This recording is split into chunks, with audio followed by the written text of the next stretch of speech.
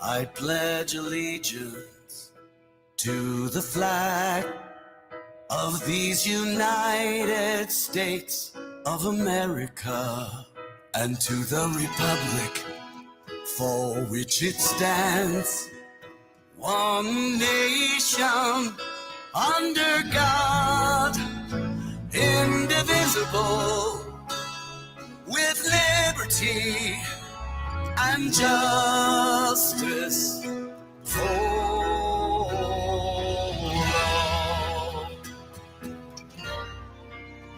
And to my country I make my pledge to always love, protect, and defend her. And we the people across this land, one nation, under God, we stand united for liberty and freedom. For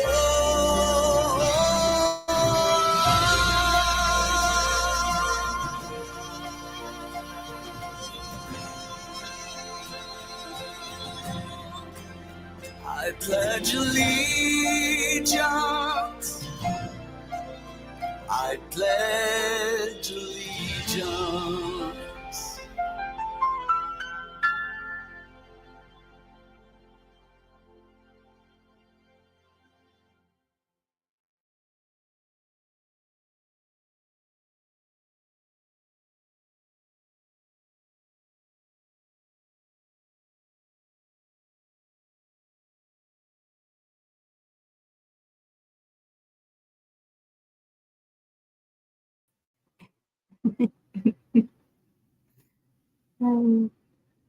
YouTube does not want these buttons to work anymore. Or StreamYard, somebody. Something. How are y'all doing tonight? 420, Echo, Daniel, Sean. It's good to see y'all. Doc P. Oh, goodness. Anthony, good to see all of you. Carolina, much appreciated.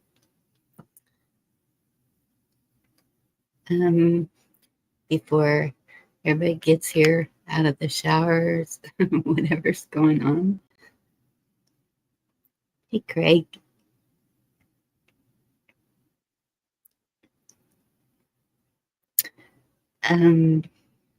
So I don't know why, but I was looking at the Pledge of Allegiance and Googled what it's about.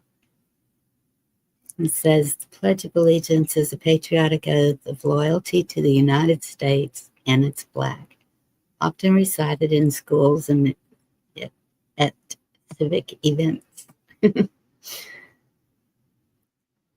The current wording is, I pledge allegiance to the flag of the United States of America and to the republic for which it stands, one nation, under God, indivisible, with liberty and justice for all. The original pledge was written in 1892 by Francis Bellamy and first recited by school children. Hey, Terry, good to see you. And another Craig, good to see you.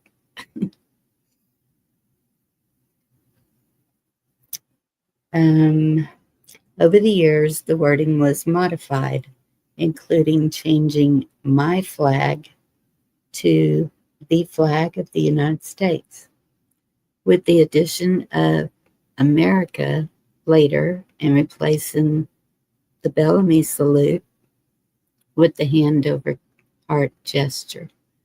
Congress officially recognized the pledge in 1942.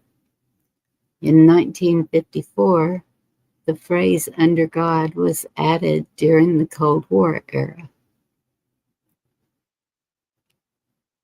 It's okay, Craig.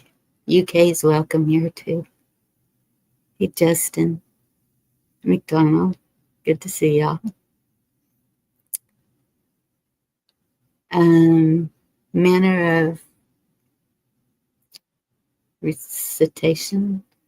The U.S. Flag Code provides guidance for reciting the pledge, recommending that the general public stand at attention, face the flag, and place their right hand over their heart. Military personnel in uniform should salute, while those not in uniform and veterans may also salute. The pledge, particularly the inclusion of under God and compulsory recitation, has faced legal challenges. The Supreme Court ruled in 1943 that public school students cannot be forced to recite the pledge. While some argue the phrase under God violates the separation of church and state, courts have generally upheld it, viewing it as patriotic rather than a religious endorsement, and noting the voluntary nature of recitation. You're reciting recitation. I think I'm saying that right.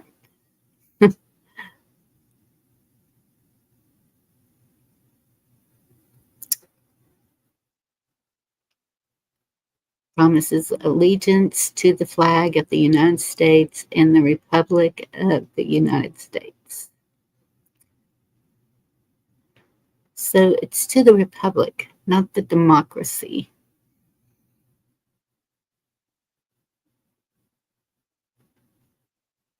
Hey, Wildlife, good to see you. Apple Dumpling, good to see you.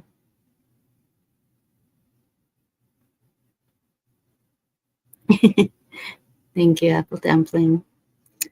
So in doing that, then when I looked that up, hey, Cheryl, good to see you, sweetie. I found out that there's a Pledge of Allegiance, Texas. So, of course, I had to look into that. The Texas Pledge of Allegiance states, honor the Texas flag. I pledge allegiance to thee, Texas, one state under God, one and indivisible. The pledge was revised in 2007 to include one state under God. Here's a breakdown of the pledge's meaning. Honor, to show high respect.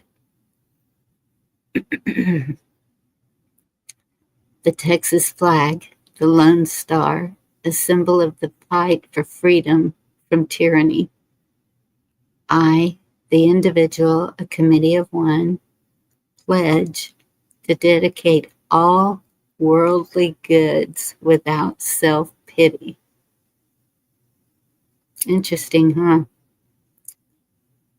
Allegiance to thee, love and devotion, Texas, home where people came to create a new nation and eventually join the United States. One state under God, recognition of a higher purpose. One and indivisible, unity in living in Texas.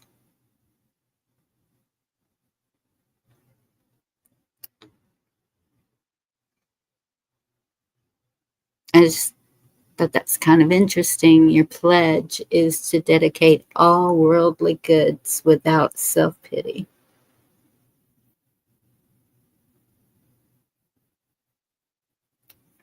I don't think a whole lot of people would want to do that.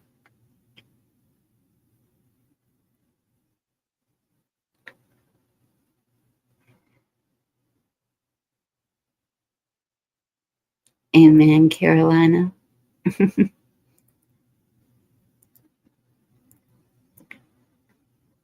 No sucking the oxygen out of the room. The rules here are, Hey, Benjamin, good to see you. We treat each other with respect. We don't need to identify as anything. um,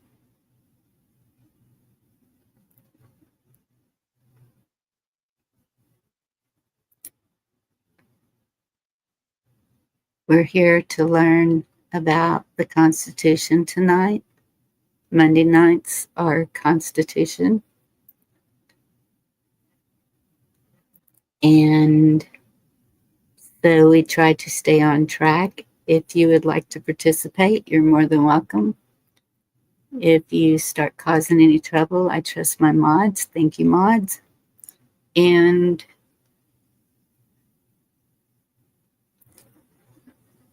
hopefully we can all get along. That's the whole purpose. We are looking at how we can unite globally from every country to make this a better world. But we're starting with America because we are Americans. And so it's the American Constitution. I did see that Australia, UK, and Canada have a different constitution, that they pledge their allegiance to a monarchy. We don't do that here.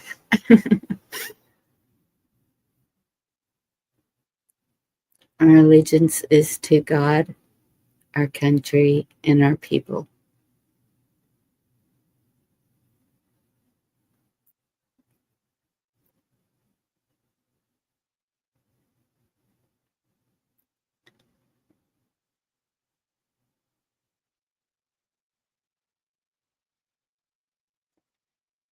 Okay, let's see.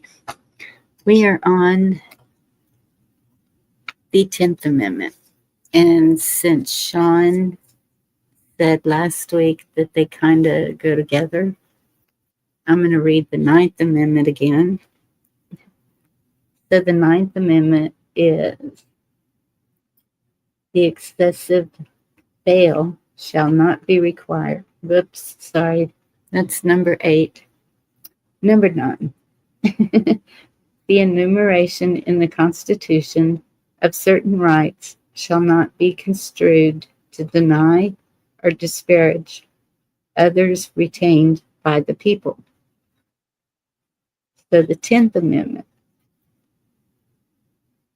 the powers not delegated to the United States by the Constitution, nor prohibited by it to the states, are reserved to the states respectively or to the people.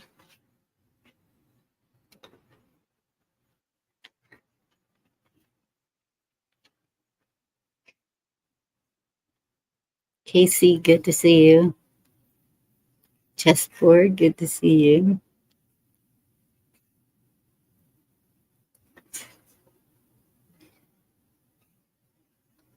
Chessboard, I trust you. I mean, I'm sure that new people are, I trust my mods. I'm just trusting in y'all. So, but Sean was up here to help me break this down. Powers not delegated to the United States by the Constitution, nor prohibited by it to the states, are reserved to the states respectively or to the people.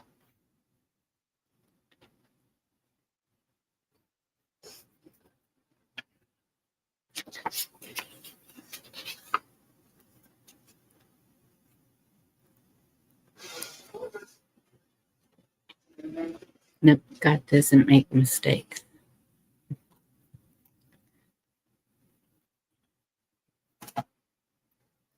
We make mistakes. We make bad choices. I'm a work in progress.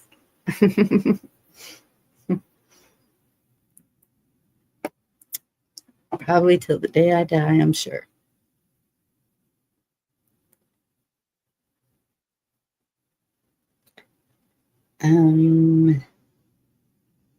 Was there a video?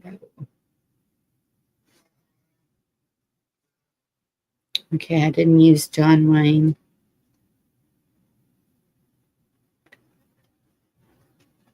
There is a pledge by John Wayne, if anybody's interested.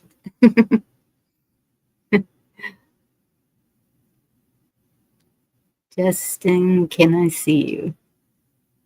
I can see you in chat.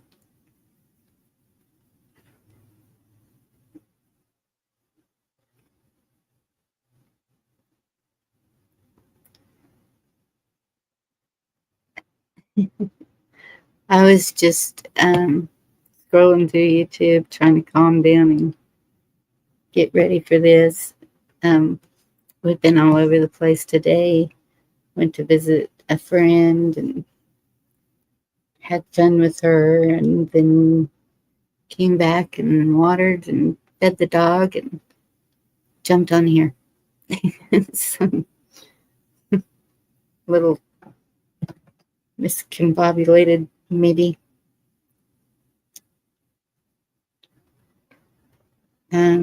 Nope, it wasn't that one. No, none of this has to do with the Constitution. Okay.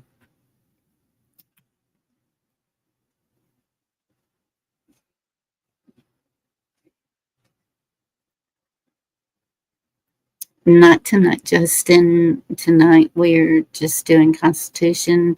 And when I do that, I send email invites only. I do not put the link in chat.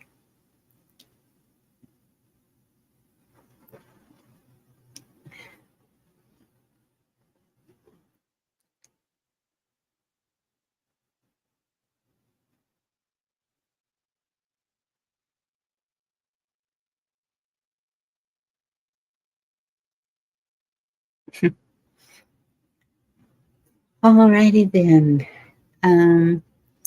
Maybe, okay, I know I have something saved up here.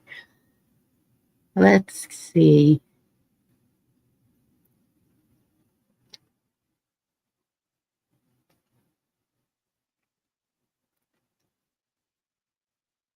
How the Iraqi helped inspire the U.S. Constitution.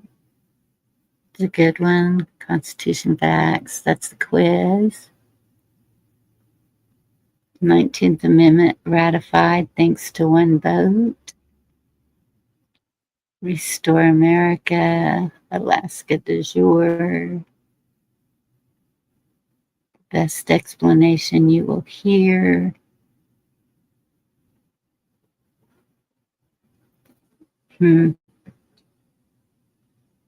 What is this? I don't know what that is. So, Supreme Court 9-0 unanimous decision changes the Second Amendment. That must have been when they finally agreed we have the right to bear arms. Don't want that one.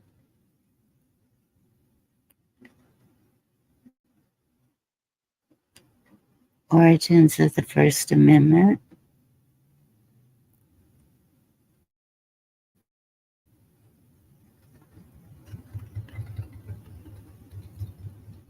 Street. Don't know what that is. What are you? All right. Yep. StreamYard's not working with me, and it's not gonna. I'll forget it. It's not gonna. Oh, okay. StreamYard's not going to work with me tonight.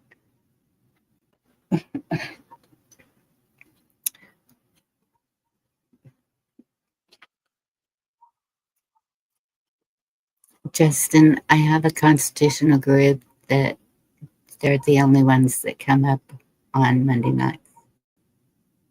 That's just the way it is.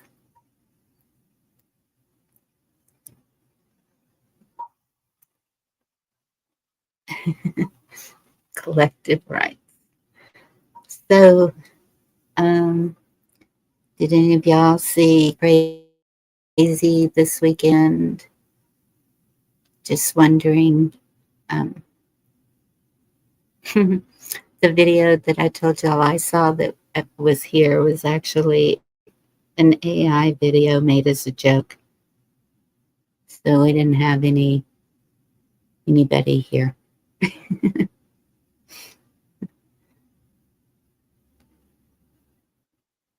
Oh, there you are. Okay.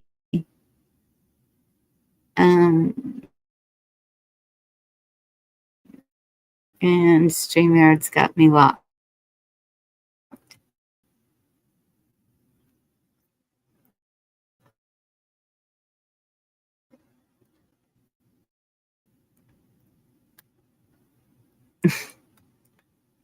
Oh my goodness. Don't make me do this.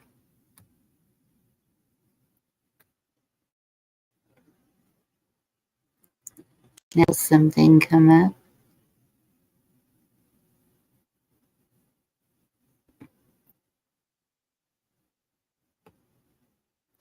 I'm taking care of it, honey.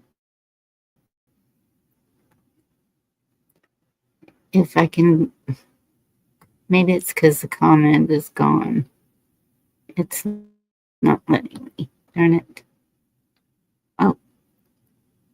Now I don't know which one it's going to do that with. Oh my God, StreamYard is like, y'all hear me click? No buttons are working.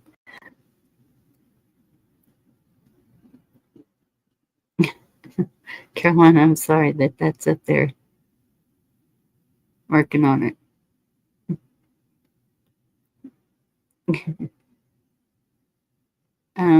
You. Yes, you. Right there. Gone. Okay. Everybody happy now? Hey, Mary, good to see you.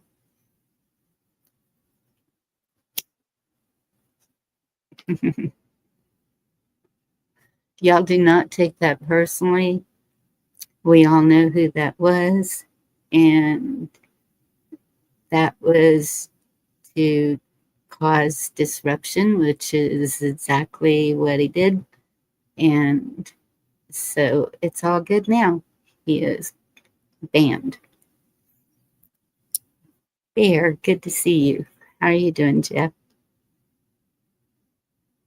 Thank you, Echo.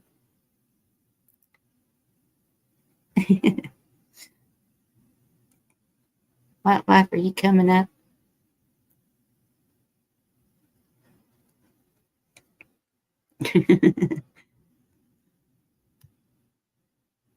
Yeah, I think that was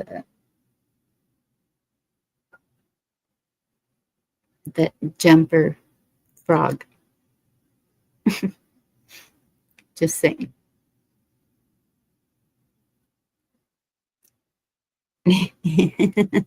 I'm sure you are. Let's see what else I have. um, I was just totally prepared when I usually am not up here by myself this long.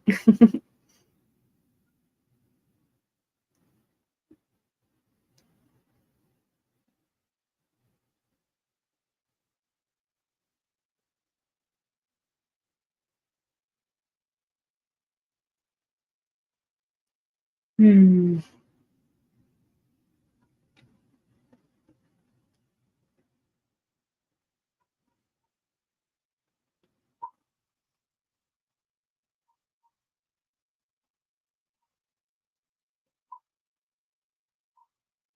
You probably don't want to hear that.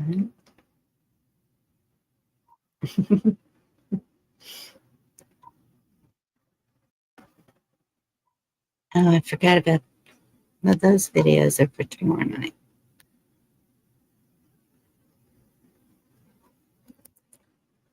Good evening, What Life?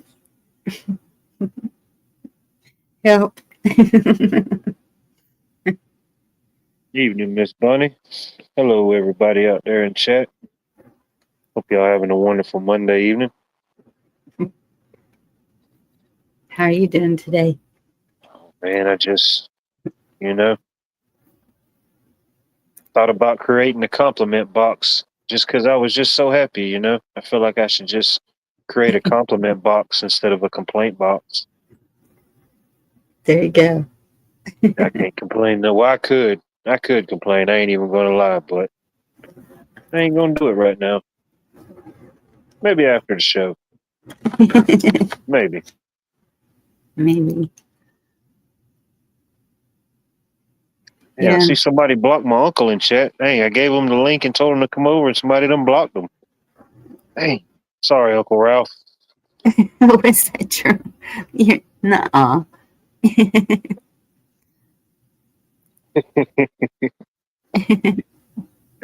Uh,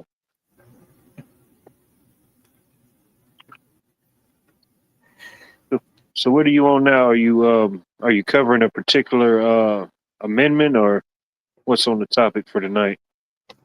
Yeah, we're on the 10th Amendment, and it's a little confusing to me. I don't know if it is to everybody else, but so did you hear it? A little bit, a little bit. I'm just kind of getting into it. And that's, I think Sean was busy for the moment, and he'll probably break it down. There was this scripture that I wanted to read. Let me. Where did I write it down?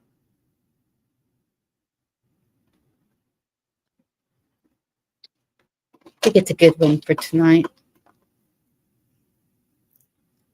Let me see if I can find it.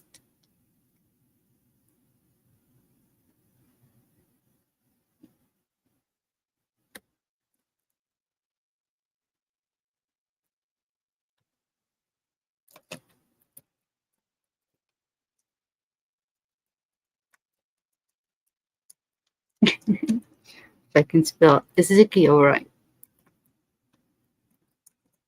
Hey, I successfully posted links in the chat without getting kicked out. It's a miracle. Awesome. See, I knew it was a great day. Yep. It has been. We've been working on family stuff and house and friends, community, all the good stuff. Okay. This is Ezekiel 33:6. And this verse describes the responsibility of a watchman, which is you, Watt. I'll take that role. Okay. I'll accept it. I'm not sure if this is the exact words. If they see danger, the sword coming, and fail to blow the trumpet to warn the people, and someone is killed, God will hold the watchman accountable for that person's death. Ooh. Okay, that's a big responsibility there, Walt. I think I can handle it. But so to me, that sounds like what we've talked about. If we see someone being harmed and do something about it, isn't that kind of what it means? to protect that person. I know sometimes we hear the saying, if you see something, say something. Well, it could be so much easier if we see something, just do something ourselves, you know? If it's something we can handle, handle it. If it's something we can do to help a person, help them, you know? I know. Especially if there's no one around. Yes. Oh, definitely. Yeah. And then underneath it, it said, blow your trumpets, all you watchmen. Got to get me a trumpet. I didn't know that was required PPE for this position, but I'll get one. Just be the voice. We are our brother's keepers. Amen. Yes. Ridge Runner, good to see you. Evening, Ridge Runner. Evening, everybody.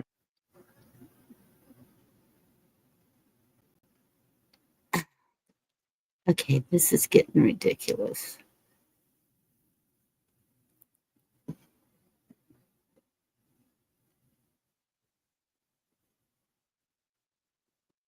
Hey, Lauren, good to see you. Evening, Lauren. Okay, let me go back up here to this right here.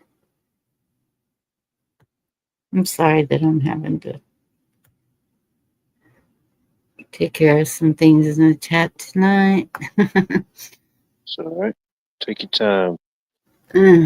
I got about 5 more minutes. What? Trumpet equals the telephone now. Just sent you a great video on Ezekiel 33. Really? I don't know if it'll let me play it.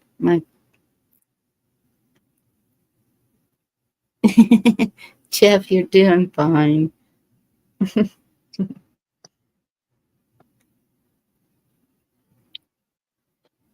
Oh, well, I can't.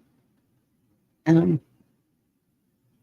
know he's using voice to text when he says, when he spells my name WHAT. I know he's using voice to text. Yes, they are, Carolina, and I'm not letting it dissuade me. It's the one thing about having a testimony. You can't spell testimony without test. Yep. Go ahead and test me. I have the buttons.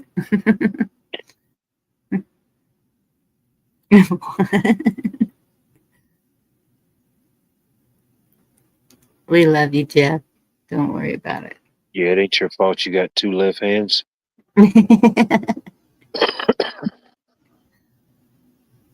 Just that northerner in you. Hey, Lori, good to see you. What happened Evening, Lori. What do you mean? Please tell me I didn't remove chessboard. Oh, no. No, I didn't. Okay, there he is. That was a close one. Oh, he's running on backup power. His electric is out.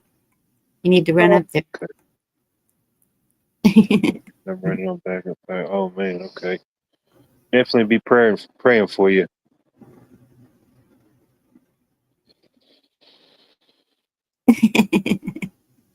Okay, Sean, you're good.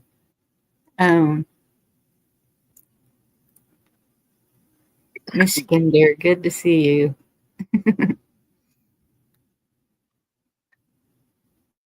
I like that. Oh, 40s in Alabama. I don't appreciate that. Lori said it was 40s. It was in the 40s this morning in Alabama. Oh my goodness. That's what they said here this morning. They said it was 49. It got down to 49 here last night. I don't appreciate it. Well, y'all are just getting all the cold over there. No, it won't last long. Especially when it warms up to the mid 80s, you know. That little 49 don't last long. It was 56 here last night, but it was 91 today. Still Then it's are. going Good to to see you, buddy. get down in the 80s. Thank you for looking at that while I pull this up. And let's see how long it is. Oh, I bet. Oh my goodness. You up north, yeah, you definitely have a wood stove going, that's for sure. Whoa. Okay, that's a long one.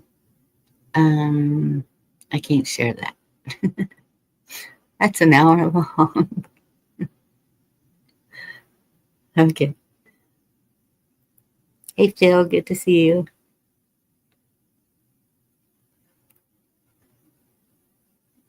Craig, as far as I know, you're not being blocked. I see you, Craig. Craig Lucas. Off grid. Is your brother named George? George Lucas. One is wrong, but just a fact.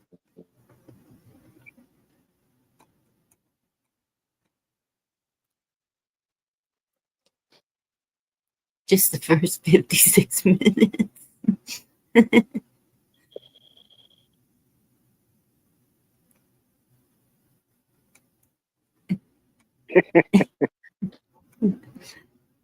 He's from the UK.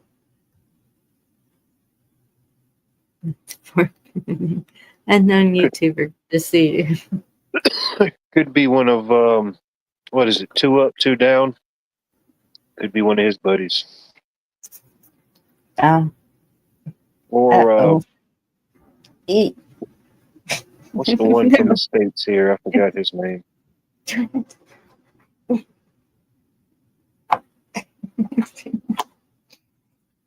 Oh my goodness.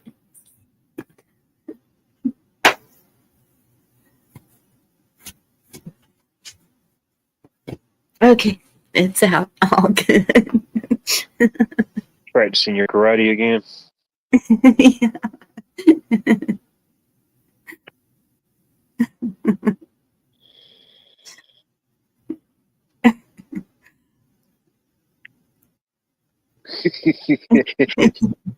Yeah, just play the first 56 minutes. You know, it's not too bad. First 5 or 6 minutes on the first one that you sent me. Danny, it's good to see you. No, Donnie, sorry.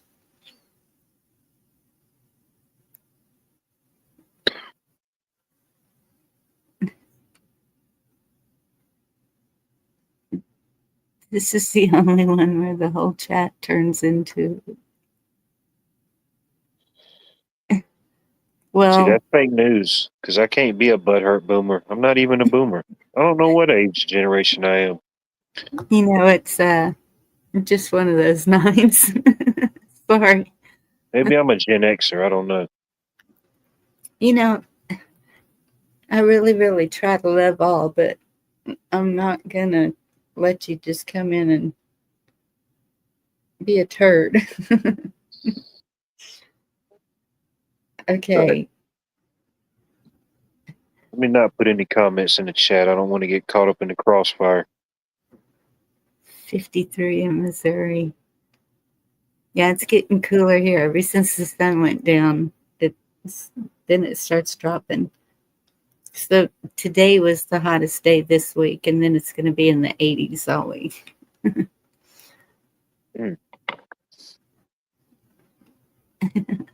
All vouch for the unknown YouTuber. Okay, that's Carl. Hey, Carl. Good to see you.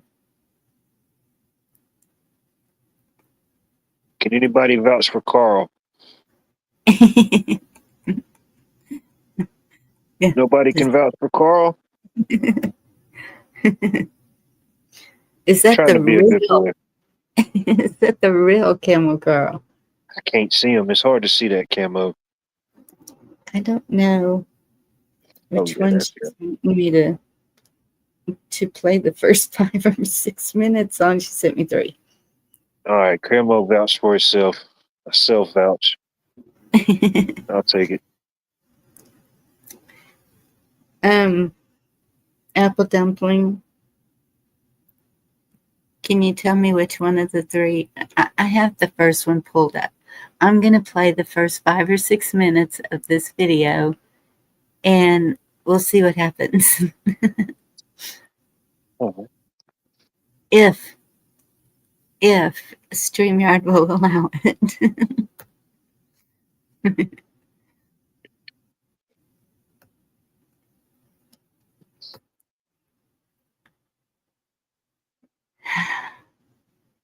I think it's going to work. Oh my goodness. You want me to turn my camera on and act it out like I'm the video? No, that'd probably make it worse. Oops. Quit jumping around. Okay. I think this is the one. I hope so. God's heart is all about you and I coming to repentance and then knowing that our sins are totally eradicated. If that doesn't blow your mind and if that doesn't just bring you to your knees, I don't know what will. Amen. Ezekiel is a very, very, I think, overlooked book. It's very underrated. And he's one of the major prophets.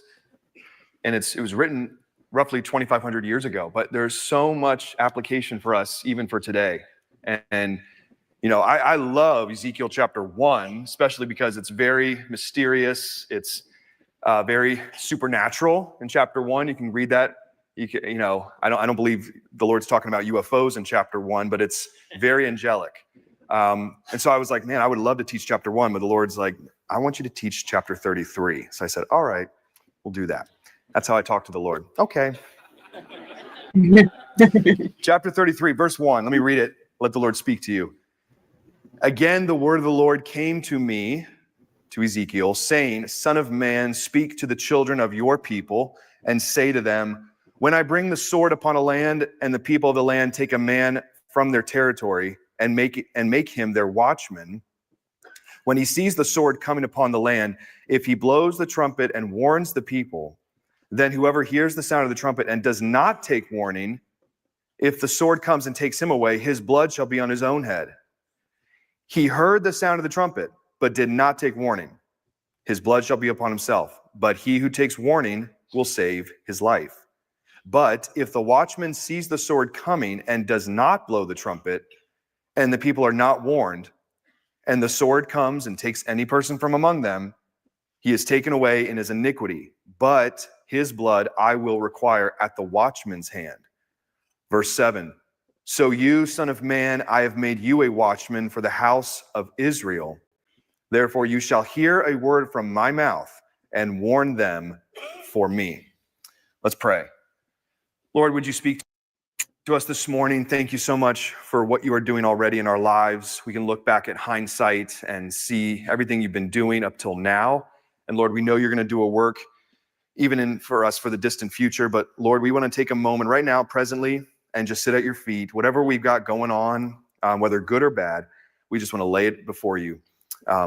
Just clear our minds, clear our hearts, Lord. Renew them, renew our spirit, and help us understand a little bit about what you want to tell us here from Ezekiel 33.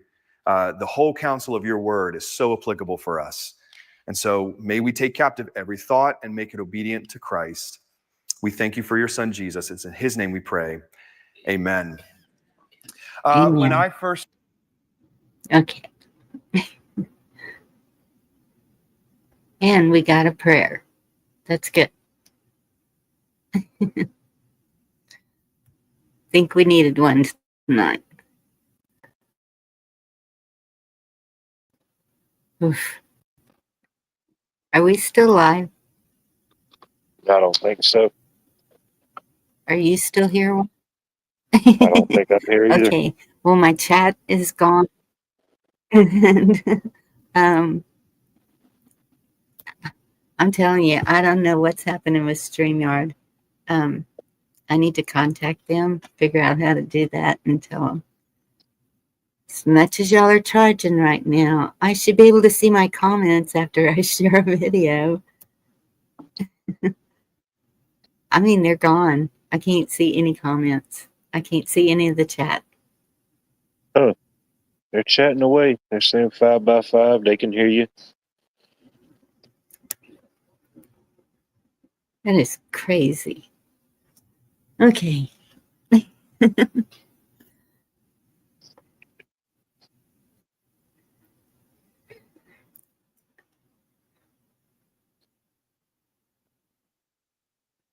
Rebuke all the evil that is trying to come in tonight. You have no place here. In Jesus' name. We are covered by the blood of Jesus. Amen. Could Good be some kill. more of what was happening Friday. I know it was tough for me to get on YouTube Friday evening. It didn't matter what I was trying to watch. Some of them it would just freeze instantly. Some of them would play like 10 seconds and then go into a 10-second loop after that. It just kept repeating.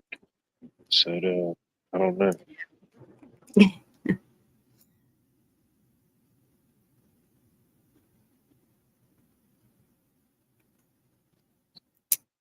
Lori, I kind of believe that. That is, my chat came back when I opened my eyes. There it was. Thank you, Lord. She said I was watching something earlier. It said the media and anything that distracts us from increasing our frequency is the definition of the Antichrist. What do you all think? I don't know that it would be the Antichrist, but I absolutely believe that, hey, Nomadic Brit, good to see you, that evil will do everything it can to keep us away from prayer, scripture, anything good. And I really and truly think that this doing the Constitution, learning our rights as Americans, learning exactly what it means to carry out those rights is a good thing. Yeah, definitely.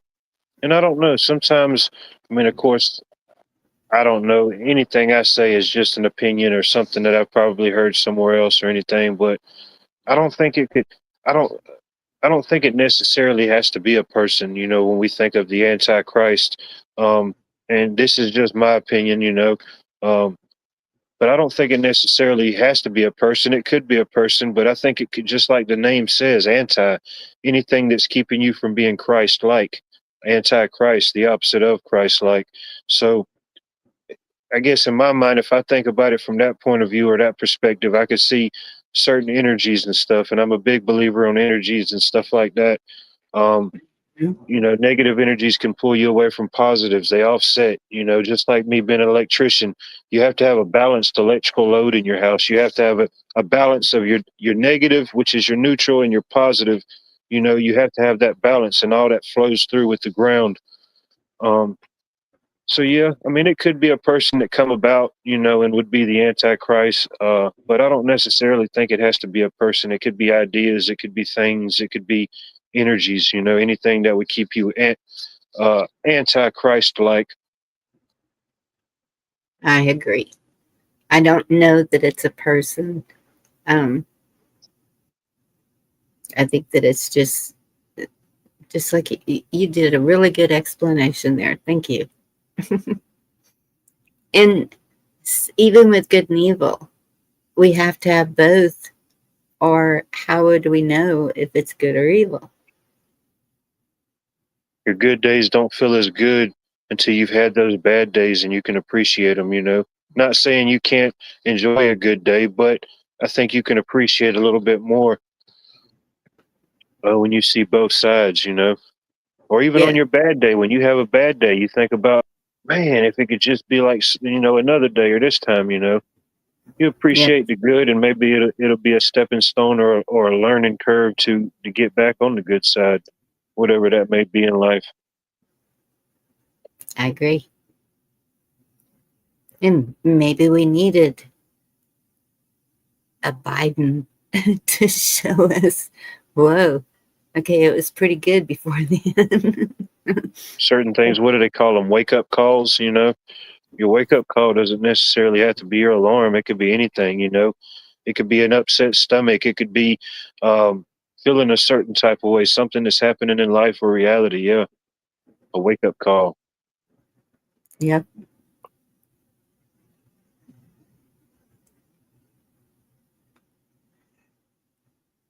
I don't know if you saw that from Rich Runner, but and What Lori, life I heard earlier that there was. oops, Where'd it go? sorry. Oh, it's all right. Sometimes I get lost in my own thoughts and I forget there's a chat. Where did it go? It's up there. What's the timestamp on it? Oh, never mind. I think every Eight time I get one, about 5 more come in. I'll never get up there. I can't beat the chat. We're too fast. There you Here we go. go. I heard earlier that there was an issue with the internet. Amazon was yeah. When was it? It was over the weekend. I think it was over the weekend at a local Amazon hub. It's like this big, huge warehouse, you know, and all they do is just get product in and ship it out. Coworker of mine, his buddy works over there, and they had to send him home early for some type of issue. I think it might have been internet related. Like their POS systems go down. There are all those little monitors that tell which packages to go to which bays and stuff. It's Wow. crazy, you know. They were that stuff. I mean, it is beneficial in a way, you know, but if you rely too heavily on it and it goes down, then what do you do? If you're not the guy working on it, then you got to go home, you know. Yes. Lori, thank you for that. I am so glad to see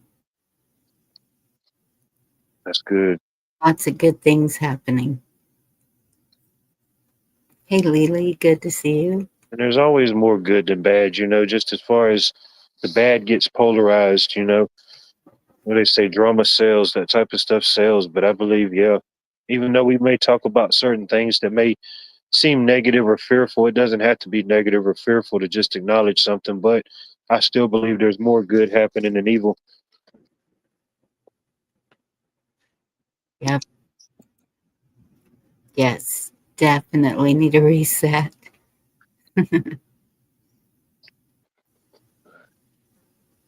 Fixing to do a reset myself.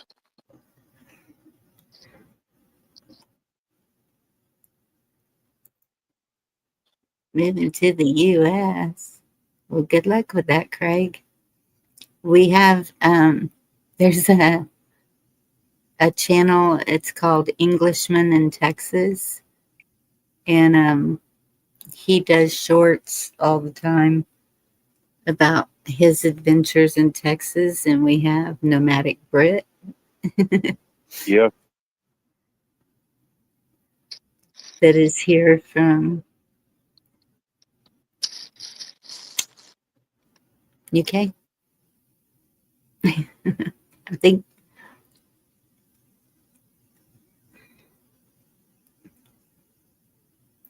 Caroline saying, let me pull that up.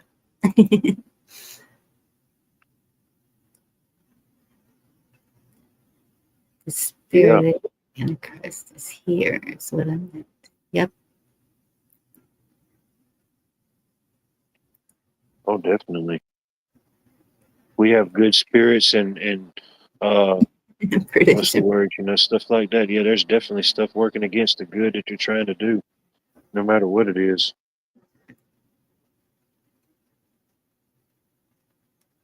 Did I send you that video where that guy was standing up and the chairs kept getting pulled out from under him, and then finally, when he got ready to sit down, there was a chair there. Yes, that was amazing.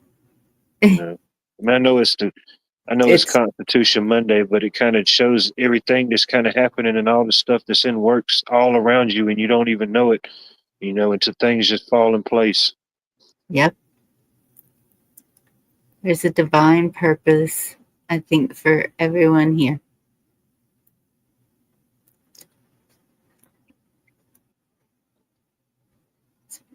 It's a string. Yeah, it was pretty windy here today, Hey, Pamela. Good to see you, sweetie. so I'm not complaining, but it was windier than usual. We had a little breeze while I was at my friend's. We were sitting on our front porch until the mosquitoes decided I was supper. And okay, I need to go home and get everything ready anyway. Yeah, And I never got on the internet until I was going to go live. So I don't know if there's been issues all day or if it's just now, or I don't know, but we can get through it. We've done it before. We've got this. made more with a lot less, I'm sure.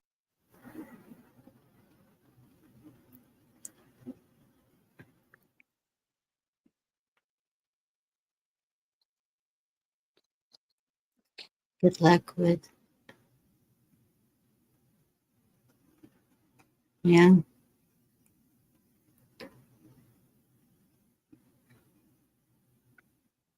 Amazon's up and running. Mary, did I say hello to you? Hey, Mary. Evening, Mary. Something about Mary. Skeeters like me too. Yeah. Sometimes.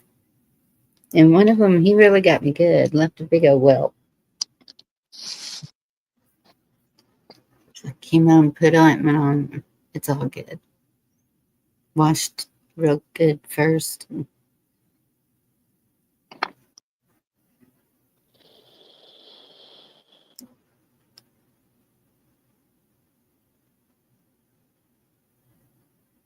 Lily, Chessboard, I hope that gets fixed for you, huh?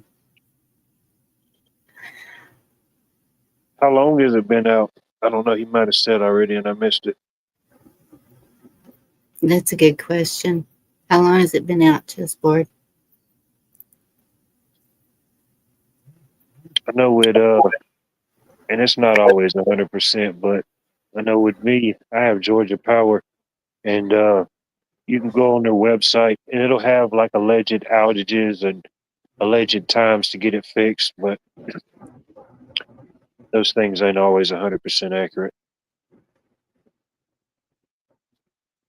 Or like if it's an outage, I can call and it'll say it'll have like a program message. It'll say your estimated power recovery time is approximately 45 minutes or whatever it may be. You know, Yes.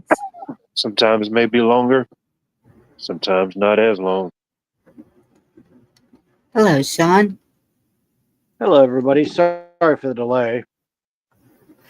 Oh, you're fine. We've been having fun. Zapping Well, it's trolls like and what like Watt said, you got to have bad days to appreciate the good ones. Today wasn't starting out the best, but we're working it and we're here, and there you go. So that's how we do. Not bad for a Damon, Monday. Prepper 101 and Damon, good to see you. Prepper 101. He's a mess. Boy, it must be really bad in the UK. It's a war zone. I like to say London has fallen. Yeah. Also, So let me really, know if my fans are. Let me know if my fans are overdriving, and I'll turn them back off. But we're still kind of toasty out here in California, so we still need it. I don't even hear them. Okay, cool. So, Sean, now that you're up here, you want to break down? I believe you guys were discussing the 10th Amendment. Am I in the ballpark? Yes. 10th Amendment that goes with the 9th. So I read both of them again. Cool. I'll probably have you go over the 10th again for me in a moment. But if you see in your email inbox, I sent you a question to Elon's favorite AI, and I was wondering if you wanted to read some of the citations it put up, because knowing which amendment to tap into can get things to go your way, depending on what case you're doing or how you're phrasing things. So, Bonnie, are you able to pull up your email where you're at? Do you want it on screen, or I can read it off my phone? If you could, or you could, whichever works for you. Let me try it on screen. Been having a little bit of trouble with the sharing.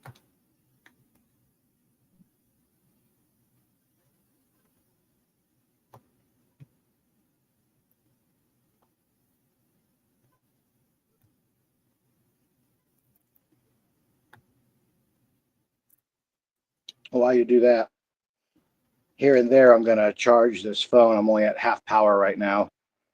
That's one of the perks of today, as I've been bouncing around town. So I got to eventually recharge the phone sometime tonight, but not right now. Yeah, when I went to my friend's, I grabbed one of my power blocks out of the window, the solar power, and hooked my phone up to it. And by the time I got home, it was fully charged. It was pretty quick. Those are some good little things to have. Yeah. I'm just curious. I saw you have a starred comment from one McDonald R. Powerflop. Is this a regular poster? I'm just curious. It was back at 7:21 p.m. No. And they said something very familiar, and so that's why I did what I did. And then I think they came in, and there's another person and took that one out too. Trying to hide their name and all that. Well, they're Oh banned. boy. If they're here to disrupt and take away from what we're trying to do, they're gone. Fair enough. So can you see the screen? It's small on my end. Let's see if there's a way I can expand the StreamYard screen. Oh, I actually can stretch it out. I've learned something today. Oh, okay, Yeah, good. so There- this is the first thing I'm going to bring up on is I just asked Grok a very basic question. If you want to scroll up like one click, it'll show it so people know that I only gave Grok this one prompt in which I was asking Grok, can you cite Supreme Court decisions in the United States that relied heavily on the 10th Amendment? Grok replied, the 10th Amendment to the United States Constitution reserves powers not delegated to the federal government, states, or the people.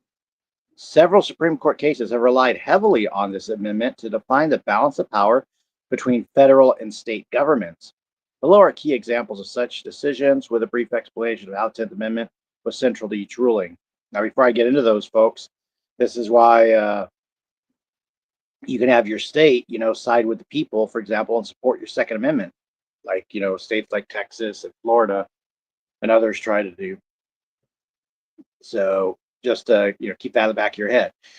It's supposed to be something that limits the overreach of the federal system from putting their hands into the states, because the powers that were not delegated to it, guess what? It doesn't get to create them and doesn't get to redefine them. Again, that Constitution puts them in their box, or it's the bars on their cage. So let's see. First case was New York versus United States, 1992. There's a citation provided. Overview. Court struck down provisions of the Low-Level Radioactive Waste Policy Amendment Act of 1985, which required states to regulate low-level radioactive waste or take title to it. Long story short, it would be up to the states if they wanted to be like New Jersey and have toxic waste in their landfills. That's on them. how they handle their business. And that's technically a correct opinion about that. I'm for that. The EPA probably hated that decision, but too bad for them. Let's see here what Grok said. 10th Amendment relevance. The court held that the federal government could not commandeer state governments to enforce federal regulatory programs. I apologize, Bonnie. It seems that the font on the screen like blurs a little bit and then it focuses in. So, oh, there we go. Guess it's just maybe the phone. Anyway, as this violated the 10th Amendment by infringing on state sovereignty. Hello, states' rights, folks. Justice Sandra Day O'Connor emphasized that the federal government cannot compel states to enact or administer federal policies, reinforcing the principle of federalism. So when people tell you states' rights died in the Civil War, ladies and gentlemen, this case is from 1992. Just, again, keep it in the back of your mind. The more you know. Do you want to go on to number 2? Prince versus United States, 1997. Court invalidate provisions of the Brady Handgun Violence Prevention Act that required state and local law enforcement officers to conduct background checks on handgun purchasers. You guys will notice they try to bring that back with red flag laws and like tracking if you're a veteran who uses CBD or cannabis, they try to track if you're buying a firearm and so on. So they're still trying to get their little, database of who owns a firearm. Yes. So anything that helps if the Second Amendment is also helped by the 10th Amendment, God bless the 10th Amendment too. So 10th Amendment relevance. Court ruled the federal government could not compel state officials to implement federal regulations as this violated the 10th Amendment. Justice Antonin Scalia's opinion underscored that the federal government cannot conscript state governments into embracing or enforcing federal laws, preserving state autonomy. Again, folks, states' rights. Yay. And that's 1997. It's a pretty modern era, if memory serves. Yeah. Let's try our luck with United States versus Lopez. Surely the Democrats are going to get a win in here somewhere, right? U.S. versus Lopez. And that's citation. Overview. Court struck down the Gun-Free School Zones Act of 1990, which prohibited firearms in school zones as an unconstitutional exercise of Congress's Commerce Clause power. 10th Amendment relevance. The court, in an opinion by Chief Justice William Rehnquist, emphasized that the law exceeded federal authority and intruded on powers reserved to the states under the 10th Amendment, particularly in areas like education and local law enforcement. This decision marked a significant limit on federal power. Now, this is something I want to ponder, guys. That United States versus Lopez, that's 1995. If memory serves, that was during the Clinton era. And that was before these school shooting things were like, a topic of the week. Yes. I'm just contemplating that. To put it in scope, pun intended. Columbine was 1999, if memory serves, maybe 98, but I'm pretty sure it was 1999.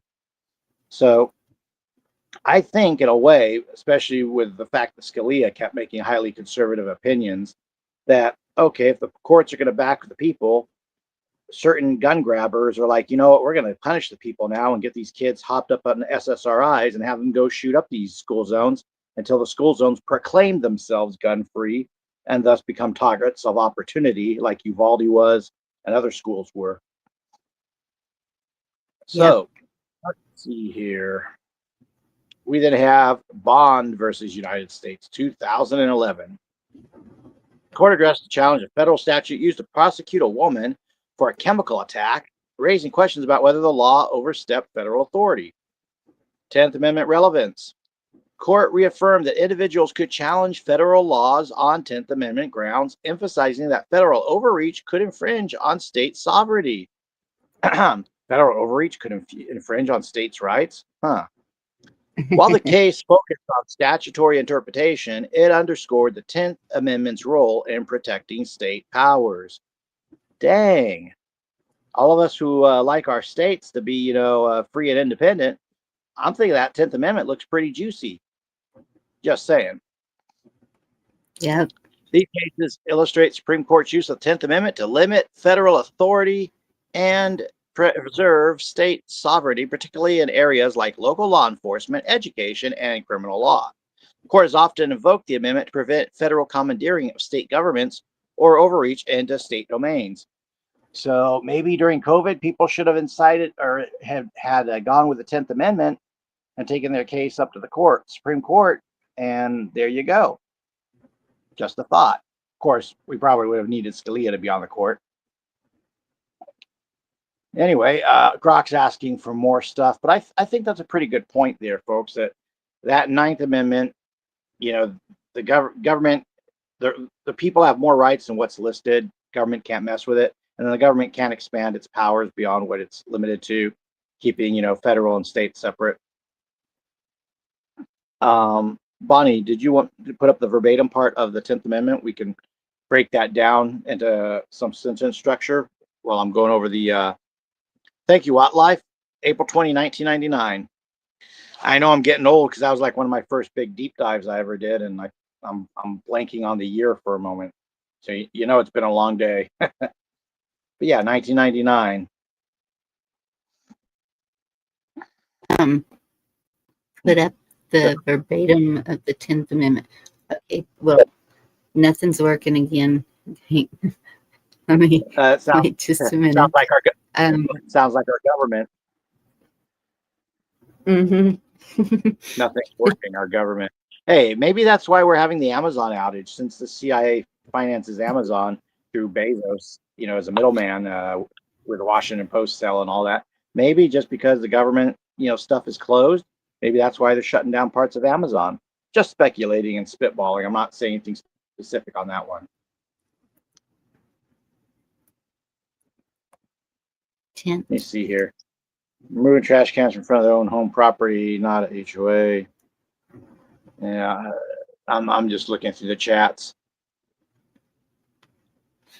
That's great. Yeah, when the Dems get into a seat of power, they do tend to overdo their power structure in the name of doing what's right and nice for everybody. But in reality, it's usually to get one of their homies a hookup. Hey, we want to get the homeless off the street, so we put them all in this nonprofit that the federal money goes to, and it turns out it's like their cousin, or whoever. So a little bit of cynicism and a little bit of the constitutional take you, pretty far away. Let me take a look here. Comments are coming in fast and furious. So,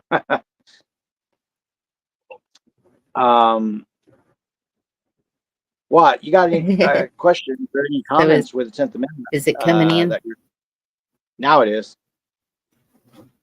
But power is not delegated to the United States by the Constitution, nor prohibited by it to the states, or reserved to the states respectively, or to the people.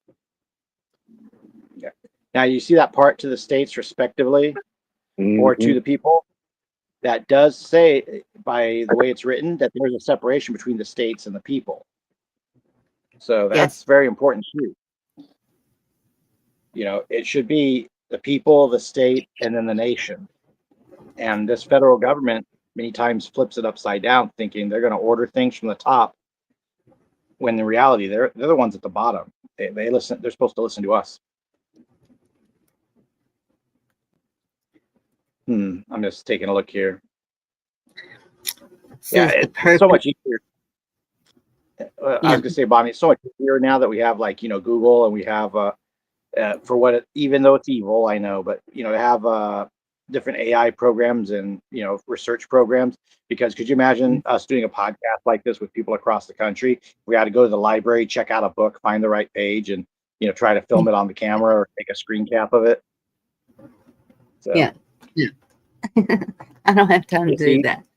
Yeah, technology can be used for good, especially when we're learning about our rights, and also about the constitutional rights and guarantees, and also, again, ways to put a little bridle in that horse's mouth so he doesn't pull their carriage off the cliff. Yes. It's called a bridle. No, it's a bit that goes in the horse's mouth. The bridle is the thing around it, right, guys? Or am I off? The bit goes in the mouth.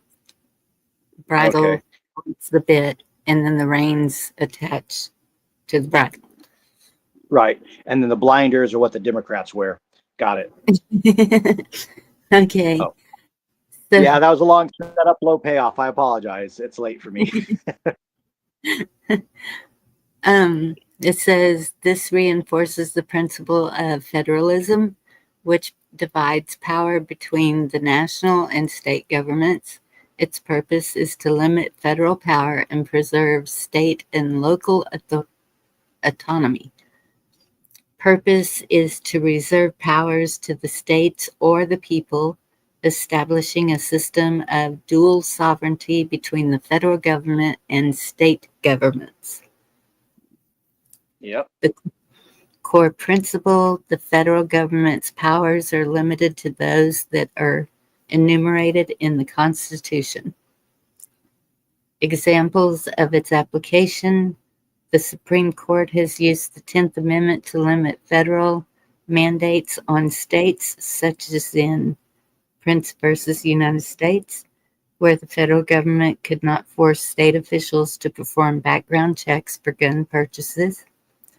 It has also been cited in cases where the federal government attempts to use funding to coerce states into adopting specific policies, though the federal government's authority under the Commerce Clause is a frequently debated counterpoint.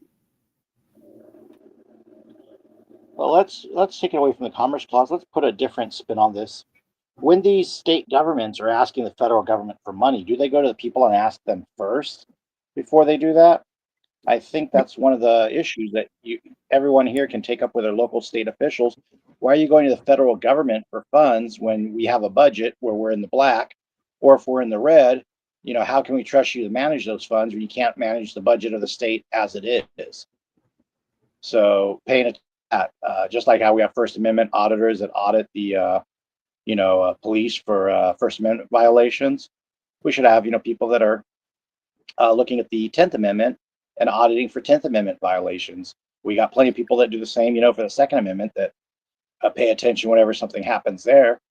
It would be awesome if every amendment had like dedicated bodies of people that pay attention when states do these deals with the government that actually violate states' constitutions and this very 10th Amendment we're speaking of tonight. Just an idea. I don't know. What do you guys think? Sorry, I was taking a drink. Absolutely. And I asked what you guys were thinking so I could take a drink as well. What a cheater I am. And so I will remember the 10th Amendment when I'm writing my letter, because there are some things that Texas are trying to put into law that are unagreeable with me. That's how you would say it. And Yeah. Goodness gracious, Chip Roy Rand or Chip Roy, good guy, is trying to create a bill to keep Sharia law out of Texas. And also, Amen. He was on the Senate floor questioning DHS about the border. And it was a very interesting speech that I might play tomorrow night, or I could play it tonight if needed. But it's very interesting what is said at the end. Bonnie, tomorrow may never come. The Lord only promises us, each day. I'd say let's play it tonight, and maybe we can segue it also in a 10th Amendment argument, because I was going to posit, as some of us already know, Marbury versus Madison and the 10th Amendment, a lot of times they're actually cited together. That's another reason why you want to pay attention to your 10th Amendment, folks, is it backs up the idea that anything that is repugnant to the Constitution is null and void. And that's the Cliff Notes version of Marbury versus Madison. There's actually a lot more to it, regarding political appointees and the Supreme Court now being given the not but people just thinking that it makes decisions about what is and what isn't constitutional. There's actually processes, by the way, if the Supreme Court rules a certain way, you can still take your case further along the food chain. It just people kind of get exhausted at that point. But Right. yeah, let's hear what Chip Roy had to say, and we'll see how it ties into our topic, or if we can tie it in. Okay, let me see if I emailed it to me. But the Second Amendment, we have freedom of religion. So the mosques, the temples, all of that, we kind of have to allow because of the First Amendment, and that's freedom of religion.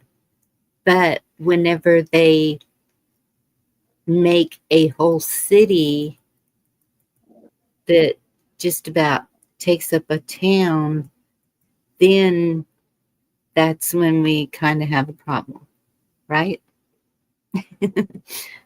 So, I mean, we can't just say your religion's not allowed here. It's the way he's doing it, the Sharia law, that is a big one, because we've heard them say that they want the whole world to worship their beliefs.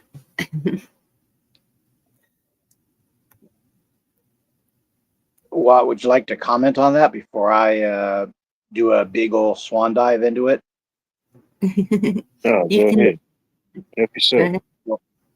I appreciate it. And by the way, appreciate the links you're providing for everyone too. You're like on fire with that, man.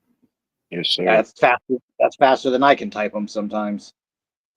Oh, Yeah. Nomadic Brit makes a good point. But Bonnie, when I came here, I knew I had to obey American rule as I'm a guest here.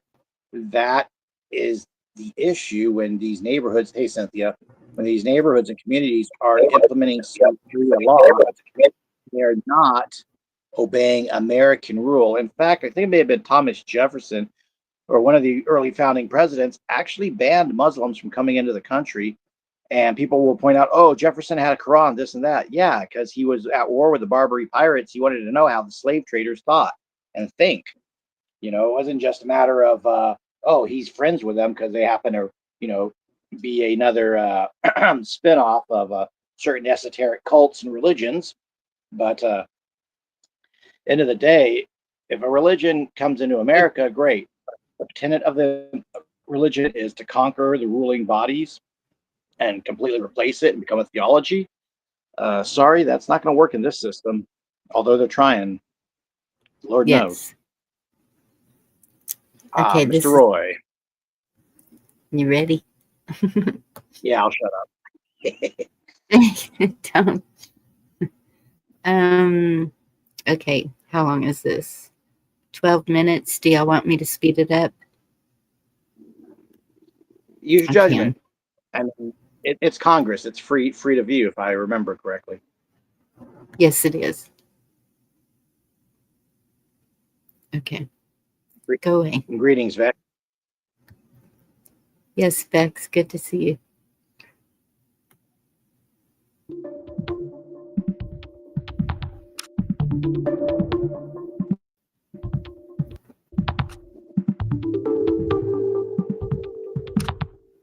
GOP Representative Chip Roy of Texas and several other House Republicans are pushing a bill to prohibit Sharia law adherent aliens from entering the U.S. Bill also calls for the removal of any such individuals who are present within the country. America is facing an existential threat, the spread of Sharia law. From Texas to every state in the Union, instances of Sharia law adherence have threatened the American way of life, seeking to replace our legal system and constitution with an incompatible ideology that diminishes the rights of women, children, and individuals of different faiths, Roy said, according to a press release. Roy is currently running for Lone Star State Attorney General. This bill would prevent all foreign nationals who observe Sharia from entering the U.S. or from remaining in the country, denies any immigration benefit, visa, immigration relief, or admission to the United States to any alien who adheres to Sharia law. Revokes or denies any immigration benefit, immigration relief for any alien in the U.S. who is an adherent of Sharia law, ensuring that the individual would be considered inadmissible or deportable and be removed.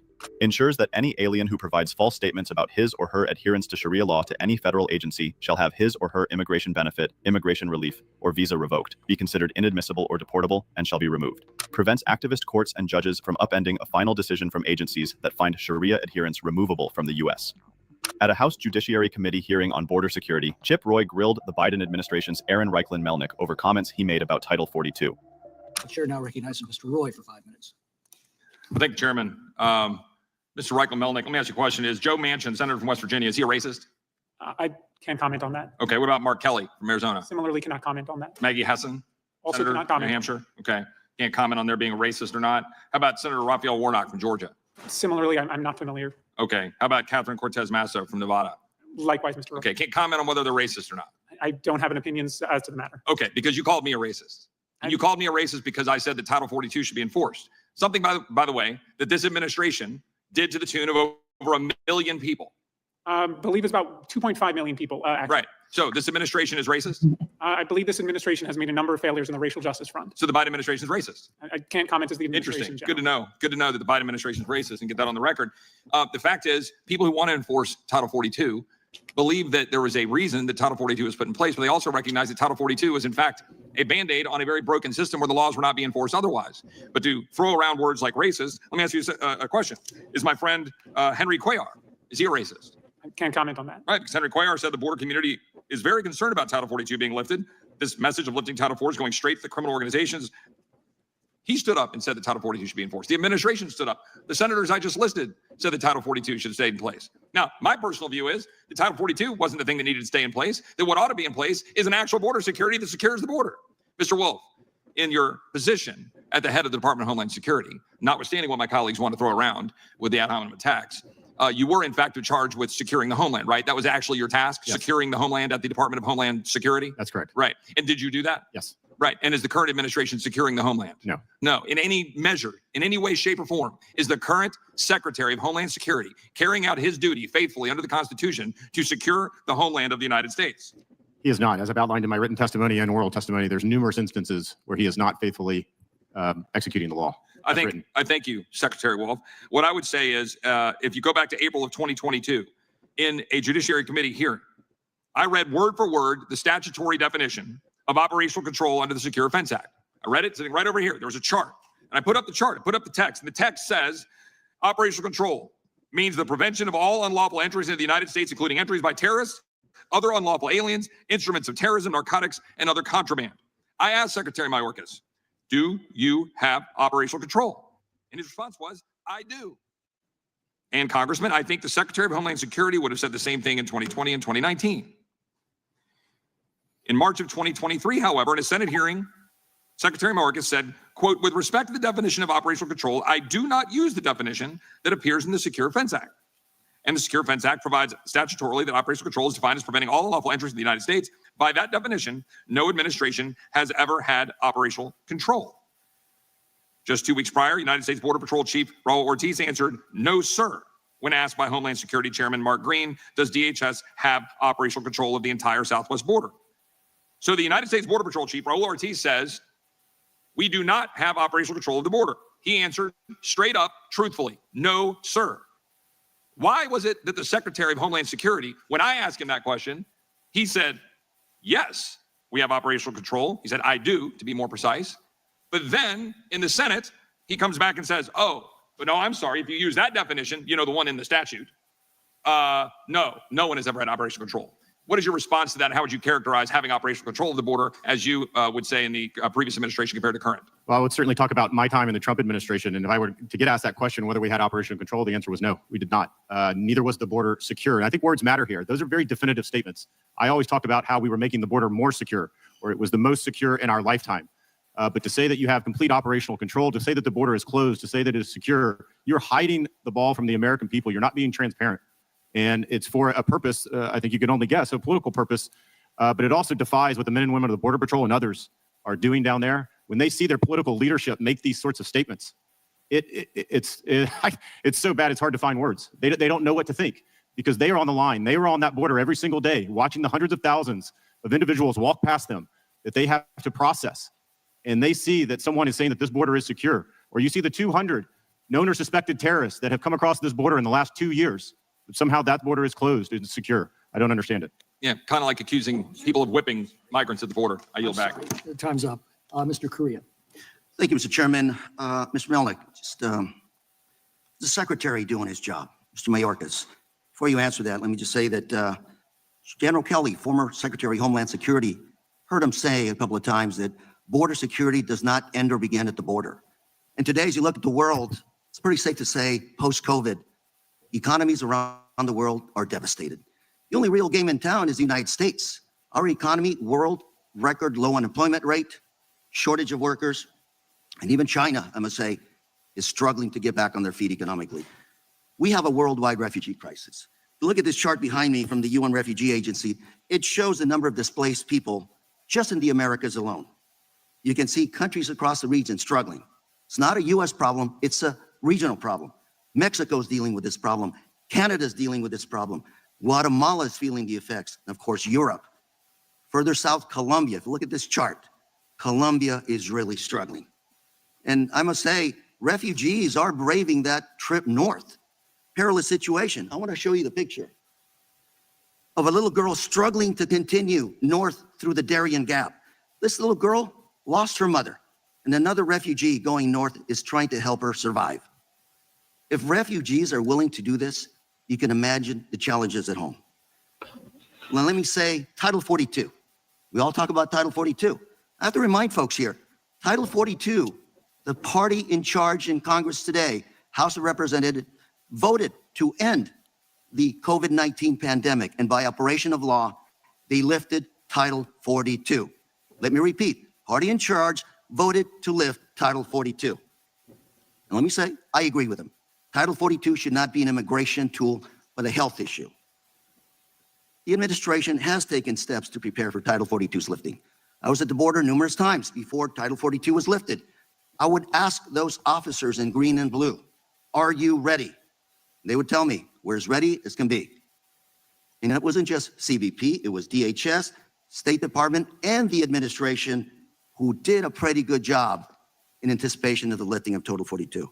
And in fact, if you look at the next chart, these are the numbers reported publicly by Border Patrol Chief Raul Ortiz. 50% drop in the encounters after 42 was lifted.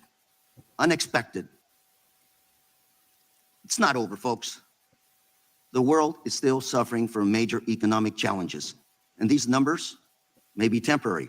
But the fact of the matter is, we've got to focus on getting economies around the world back on their feet.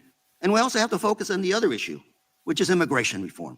Whether you like it or not, America is a massive draw, a big draw for workers from around the world. 50% of our farm workers are undocumented. Every time one of those undocumented goes to a farm, to a ranch, they find a job. We are also part of the problem, meaning we must pass immigration reform. Otherwise, we'll continue to be in the same situation. Mr. Melnick, I asked you earlier, is the secretary doing their job? We hear about operational control of the border. What does that mean? Well, there's a colloquial definition of operational control, which I think is, and then there's a legal statutory definition under the Secure Fence Act of 2006. And as Mr. Wolf just noted, it's not anything that any administration has ever reached. And in fact, the way Congress wrote the statute, it is physically impossible for any administration to ever get operational control.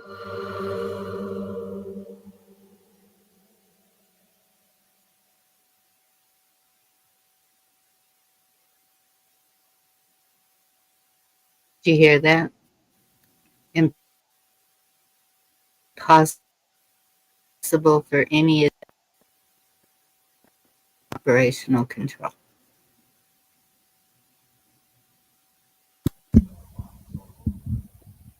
Did I lose all of y'all? You're good. Hello, everyone. Okay. Hi, Vex. Thank you for coming in. No problem. And there's Sean back. Yeah, if we could just sit still. Yeah. Come again, Sean. I think Yeah, I said I disconnected there for a bit. My apologies. Okay, you're good. As long as I'm not roboting. Did you No. hear that? What Echo they said said? 5x5. I cut out when the gentleman was talking about the little girl being brought by the other refugee since her mother passed away. Huh. Mm. Well, the guy at the end there said that no administration has had operational control. Is that what they said? Operational control of the Will border. ever have operational control of the border. It's impossible. Yeah. Well, What do you what think? they have some gotaways or getaways, but that number could easily be fixed if well, again, if people quit giving the National Guard trouble. Since we don't have state militias like we used to, the National Guard is being used to substitute for it. But that is the duty of each of those southern states and the northern ones with Canada to actually deploy their state militias to patrol those borders. Just a little historical lesson there. To patrol the whole border. So what I'm seeing in Texas, as far as I know, is they are at El Paso, not El Paso. I always get it mixed up. Eagle Pass, and at the very southern tip of the border, like around Brownsville. They're not, as far as I know, unless someone can tell me different from over there, patrolling the whole border. And we have over 700 miles of border, I think, is what it is. If I'm not mistaken, there are parts of the Rio Grande you can just walk across, right? Yes. So that would clearly be something you should have a militia waiting on the other side and be ready to arrest these guys. So what is Abbott waiting for? Well, and that's the thing is, and I know you don't want to hear this, nobody does. Excuse me. What I have seen from the beginning of this, and even whenever I started calling state officials, I called Governor Abbott's office. I finally got an answer at Ken Paxton's office. And I was told that we can hear that you are upset, but this is a federal issue and our hands are tied. Border Patrol is hired by federal. They are a federal employee. So that's where we had an issue was, I don't know what the holdup was of calling out the National Guard or even militias, because there's plenty of that also. So I don't know, or why wasn't the militia allowed to just go down there and take care of it? I know at the beginning there were 3 men that went, 2 or 3. I think it was 3. One did not make it back alive. Another one was pretty bad off. Well, if you're call under Biden, Abbott tried to use the National Guard, and then the Border Patrol would cut holes in the wiring they would put out. So why is Abbott not assisting right now to bolster the current administration's efforts? That should tell you everything you need to know about Abbott. But then yet, whenever Trump has a speech or something going on, Abbott is right there. And he's commending Abbott for everything that he's doing. So who do you believe? Well, not so much believe. Texans need to tell Listen. Abbott to quit playing the globalist footsie game and get on board with them. Now, Yeah. I'm not saying Texas needs to assemble, but I'm saying Texas needs to assemble. You know, Yes, if they do. could you imagine what would happen if Newsom was in charge of Texas with all that border that's open? I mean, you guys hear the horror stories out here in California. Trust me, a lot of them are real. So I am thinking at least Abbott nominally pretends to be a Republican. So you guys have leverage on him. And with an assembly in place, you'd have a lot more leverage. You'd have all You know, leverage. Yeah. No matter He may what not they like say. what he's told to do, but he'd have to do it. Right. Do you see what Nomadic said? Yeah. And then Terry, whoops. That God is in control. That's true. But sometimes God, you know, gives favor to someone packing a Smith and Wesson. I'm just saying. Terry was in El Paso earlier this year, maybe to be exact. We had to pass through a Border Patrol check station leaving. And we have the FBI warning Americans do not cross the border. That they're telling all Americans, even to the resorts, that they are being taken over. Correct. And I think that's a lot of the problem at the border. Also, is there the people who take over are on both sides, and I know that we've had National Guard and Border Patrol injured or unalived.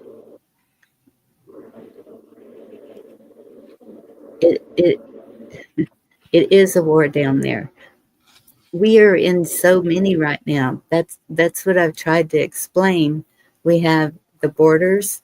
We have the I just watched a video of an ex-Antifa member that he was telling exactly what they do and who is funding them.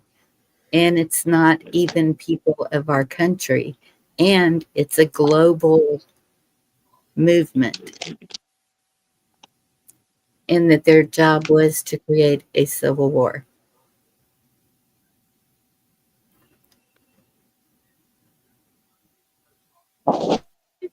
We have a lot of things going on.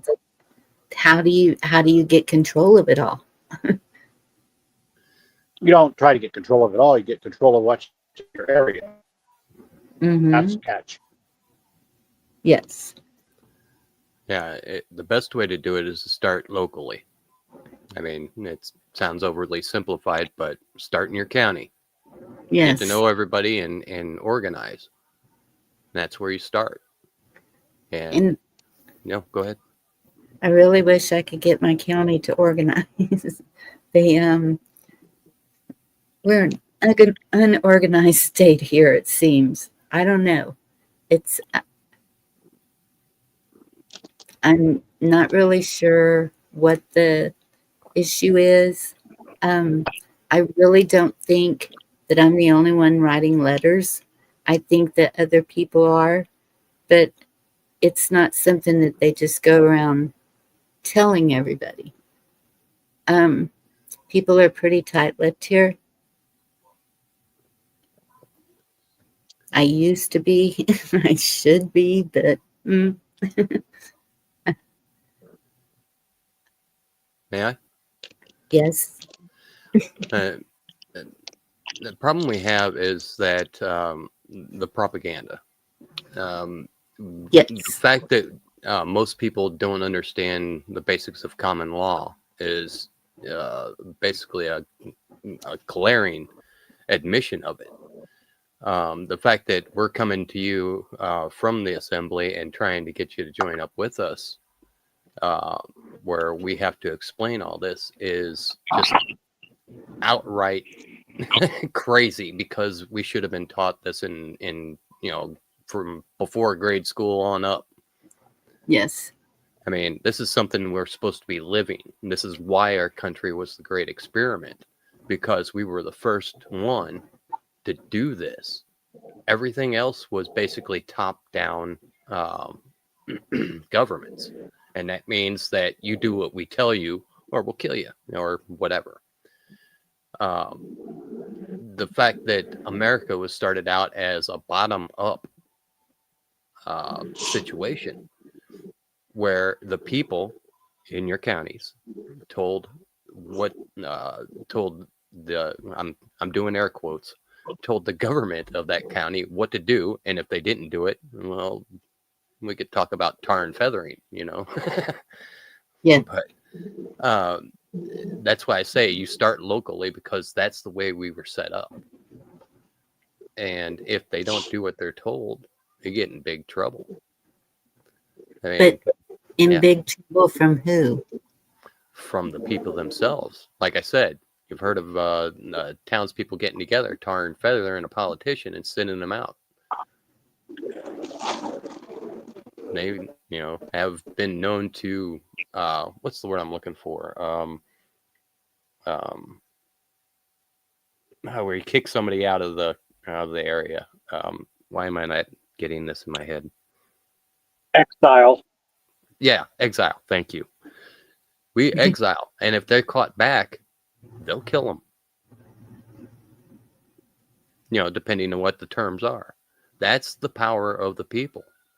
And you have to keep in mind that power of the people is reinforced by each state is its own nation. The United States is a cooperation between all of these 50 nations. Right. So the federal government can't do a thing, or they're not supposed to be able to do a thing unless we tell them it's okay to do it. But that's the problem is you've heard of Operation Trust, the Patriot Act. There's so many things that they keep putting up to try and block the people. Mm-hmm. Anything contrary to the Constitution is null and void. And that includes all these random things that they've been writing up for years. It's all unconstitutional. And the Constitution was written from us to them. That's a big deal. Sean? Yeah, if I may build on that, Vex, when they had Supreme Court justices who were highly constitutional, they do their worst to either terrorize them, or in the case of one that for some reason thought he'd go off to that Masonic hunting lodge, they decided to put a pillow over his head. Oh, no, it was above his head. He wrote that it was over his head. In other words, he was suffocating. So we're not playing with these people here because they will do anything to try to ignore that law, subvert that law, or erase it off the books. And that is, the very nature of a Luciferian mindset, where control and power are part of the end game and prolonged eternal suffering is the other part. Letting the people know that, hey, this is how it could work, but we're not going to let you have the good stuff. We're going to prevent it because we're going to go contrary to the foundation the nation was built on. And heck, we'll even encourage the communists or the street rabble that like to break into buildings and set them on fire. We're going to encourage them just to hurt you a little bit more. Well, guess what? You hurt them where, it counts. You can expel them from their positions. There's been several school boards that have yet, as far as I know, to overturn when they were expelled by angry parents. So there's that to think about. Shasta County, they got the Dominion machines out, and there's back and forth. And of course, they threatened to sue. Democrats can't handle that they lost the majority of the city council seats. Well, too bad. You lost the election. So you have to stay on this while it's hot. You can't let up because, like you're saying, Bonnie, it's an asymmetric war, and it's a war on all fronts. And yeah, that's going to have some fatigue and stuff. And other people are going to be like, no, I don't want to fight the war. I want to retreat and just go hide off my own world. Well, you're still going to get eaten by that crocodile. Sooner or later, we'll find you. So we're just saying, a whole bunch of us might be able to pin the crocodile down. Maybe someone might lose an arm or a leg, but that crocodile is going to get his jaws taped shut, and we're going to go put him in a little fish tank, and he can swim there for all of his livelong days. But we sure as heck aren't going to feed him no more. Or we can make them into handbags. Well, I was thinking boots, but handbag's not a bad recommendation. Crocodile purse. That would be nice. It's a good analogy, though. I mean, crocodiles are dangerous one-on-one, but you get a bunch of people together. Ooh, you're very powerful, and you're going to take that croc.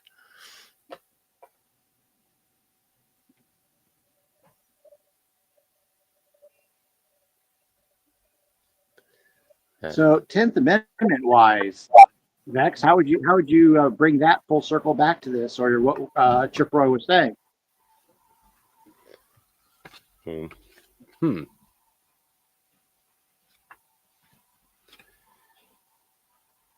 Well, as much as I'd love to come right in and just start spewing forth words, I have to read a little bit to get caught up here. Well, Bonnie, since we're not too far into the night, you want to bring it back up for him? Or if Watt could do the honors since he had the link? Bring up the 10th Amendment. Pretty please. Yep. Okay. No problem. Me. Just had to take care of something in chat real quick. Was somebody being bad? We've had a few of them tonight for some reason. Yeah, there's always disruptors when, knowledge is being put out there. They don't want people to learn. They just want to be able to clown. Some people like the clown world. But me, I'm tired of the circus. I kind of would rather we have a nice, acrobatic gymnastics show instead of the clowns falling in their own, pratfalls and the elephant dung and all the rest. Yep. Which section are we in? Well, this is the 10th Amendment. Establishes that any powers not specifically given to the federal government by the Constitution nor withheld from the states are reserved to those respective states or the people at large.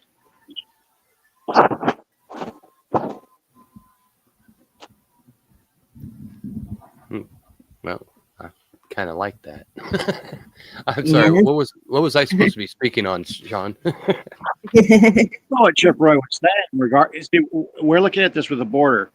The states the federal government should only come in if the states fail to do their job by their people. Now, earlier we were discussing Abbott with the National Guard for Texas under Biden. National Guard was setting up barricades and razor wire, and Biden's DHS Border Patrol would come and cut the razor wire and let the migrants back in. And this goes to what's in the chat real quick. The reason you're seeing Border Patrol in Ohio is they're using airplanes to also fly these people into red states to flip the votes. Go ahead, Vex. Yeah, that's one of the things I actually did want to talk about is, see, in all actuality, that's why I talk about the counties a lot. See, this is something you probably heard Sean or others talk about already, but the sheriff in the county is the law of the land. He is the one that can, just say here in my county, federal agents come and they want to harass me for some reason. I call the sheriff up, and if he's a good sheriff, which that's a big if, but if he's a good sheriff, then he is going to basically tell those federal agents to get the hell, excuse my French, get the hell out of our county. And they have to do it because they are trespassing. This is the power of the people. This is how let's talk about the border agents down there putting up the razor wire and stuff like that. Well, the federal agents should not have been able to enter and do that. I don't care what the Supreme Court says. I don't care what the federal government says. They have no jurisdiction unless we give it to them. They're supposed to do what we tell them. Now, like I was touching on the propaganda earlier, the propaganda has made it so everybody is outsourcing the decision making to these federal agents, and they're just going along with it because we think that that's just the way it's been done. Well, no, we've been railroaded, people.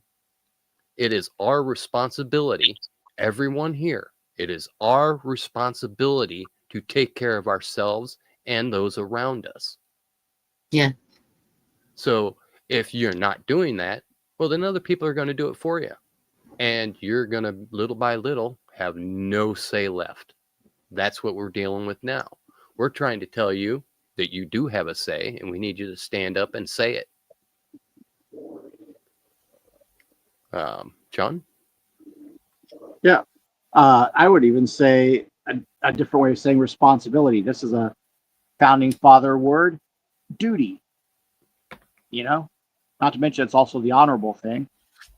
I know a lot of folks don't feel they have any duty. They don't owe anything to, the government, what have you, because, if there's something to be said that it sounds almost socialist when you say, we owe our country this, or we owe our community that. But in reality, at least in the sense of the biblical sense, yes, you stand by your people, your tribe, your village, and what have you. Remember, although Democrats should use the whole raise a child, back in the day, your neighbor's mom, that you were friends with, if you're caught messing up at school or whatever, handle them before you even get home. So, Yep. The neighborhood, they would all look out for each other's kids. They'd know whose bicycle was on the front lawn and who was chasing after his dog down the street, and who was the kid, that wouldn't quit, playing handball against the garage door after sunset. So Yeah. everybody knew each other's business and helped take care of each other. Well, our border is part of that business. If you have the strange looking kids coming on the basketball court, after the area was shut down for the night, everybody's looking out the window. You have either security patrol or the police department come by and ask the guy if he lives in the community or not. Of course, they try to vilify that too by the Trayvon Martin case, which is another rabbit hole. But go ahead. Right. I don't think California's border is completely secure either. There's a man down there, and man, I cannot remember his name for anything. He is in with the GOAT initiative. Is that what it's called? The GOAT. He is trying to help with, he was military, and I think there's a group of veterans who are trying to help with keeping the border secure. They keep running into federal resistance. Hold on just a second, Bonnie. Yes. Stryker, is your mic open and you got background noise? Yeah, I have the fan. I asked if it was a problem to be let someone know, so I'll go ahead and mute for a little bit. Yeah, it was cutting Bonnie out. Could you start over, Bonnie? There's a man in California. He's in Southern California, and he is with, I know I have it up here somewhere so I can get the name of it right. It's GOAT. I can't remember, but he's a veteran, and there's a group of veterans, and they are trying to help secure the border in California, and they're getting blocked by federal people. And he will even see groups and call and report it, and they're like, don't do anything about it, or else. So, yeah, it's like, how do, I don't know. I mean, I know I can't myself do anything about the border. It's, I've said that from the beginning. It's, that's bigger than me. Um, I know a lot of people have suffered from it, and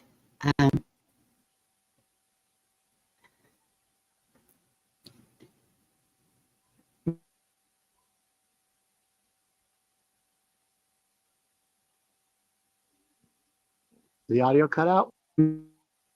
my county and about 5, I'm cutting out. Yeah, a little bit.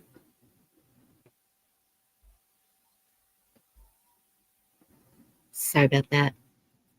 Better? Yes. Maybe once everything gets settled. Okay, there we go. It happens. What was I saying? I think the big cities were the target. I saw the lines. There are independent journalists that were down there from the get-go, and they were questioning each one of them. Where are you going? Each one. And each one had a piece of paper that had the state and the city that they were heading to. And it was all over the United States.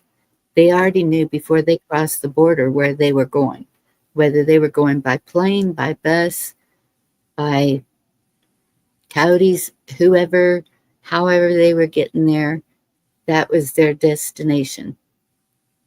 And I know some ended up in New York, and they were like, nope, this is not where I'm supposed to be.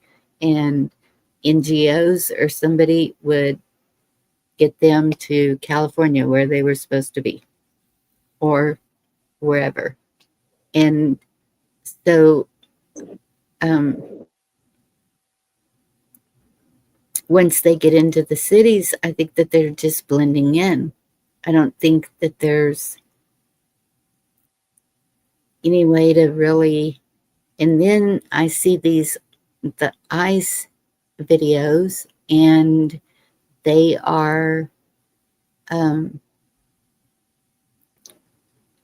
ICE is working with the FBI. They have been doing a whole lot of stings with cartels.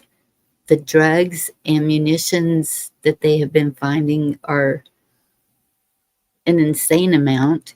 But as soon as they get one group, they already have communications going across the United States and to Mexico, where they're regrouping, rechanging their strategies.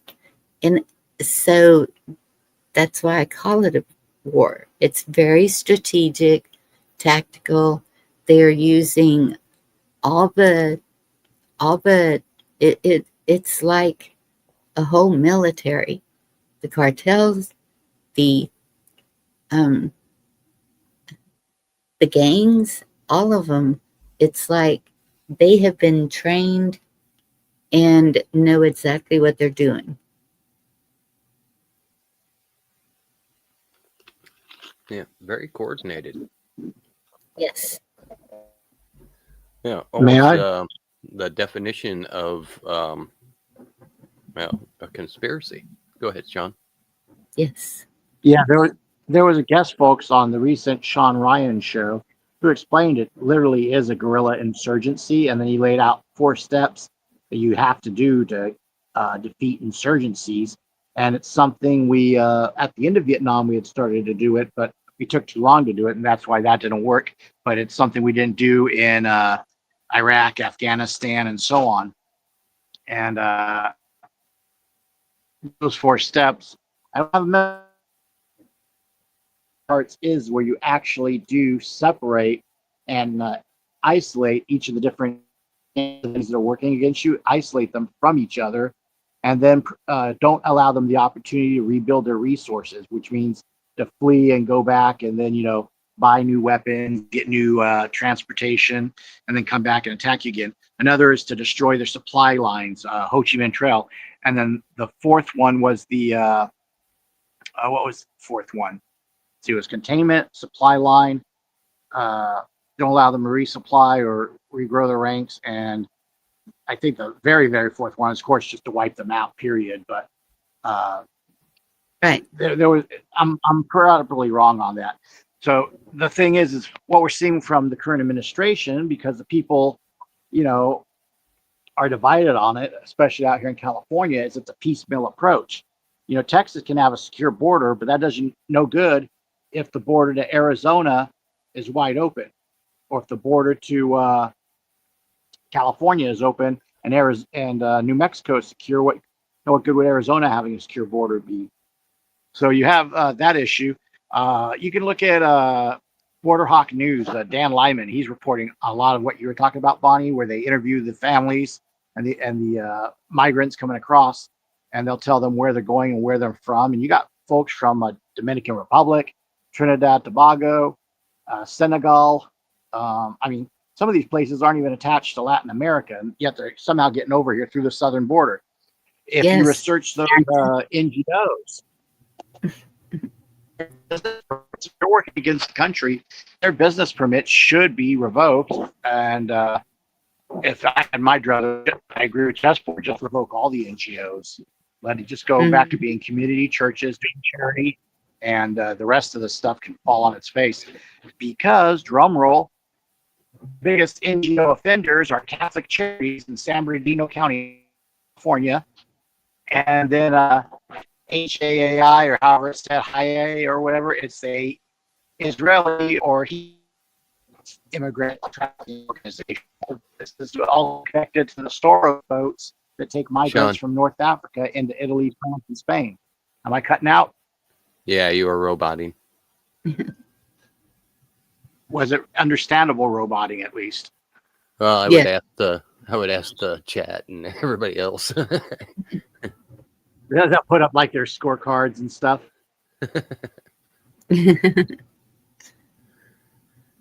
But yeah, you have Soros. Oh, sorry, go ahead. You have Soros financing the Zodiac boats, taking people from North Africa who have nothing in common with the people of France or Spain or, you know, Switzerland, Italy. And then over here, we have, you know, the Darien Pass issue where these people are sent through, like that little girl you saw in that footage. And when I hear that, oh, the mother perished, but this refugee is gladly taking her along, I can believe Good Samaritan, but a little percentile of me is saying this person may traffic the child to get across the border. Like, oh, this is my daughter now. Yes. You follow, guys? But he was just helping. Yeah. He helped the mom. He helped the mom off a bridge into a ravine. You know, that's just whoops. Or she was trafficking in a different direction. That too. And then the Chinese, by the way, from what I understand from Michael Yan's reporting, for those who have followed this week, apparently they have a bridge. China's trying to build a bridge down there in Panama, the Darien Gap. That was one of the reasons Trump took the Panama Canal and is expelling them out of there. Is they're trying to build stuff to speed up that route, because the globalists want a North American Union, that centerpiece of Canada, down through Texas, through Mexico, down to Panama, to basically be a super highway of human traffic and labor. And then they would bring, you know, everything to each side of the Panama Canal as far as the goods needed for the manufacturing. And it would essentially split the U.S. in half, along with Canada, same thing. So, well, and I saw that how we get crushed. I saw that Moscow is demanding a bridge to Alaska. And it did say demanding. Well, Moscow and Alaska, you might say we might have a little bit of insight on Alaska. Folks, the Russians are not the enemy. We have treaties going back, trading science with them, dating to the 50s. We share the International Space Station with them.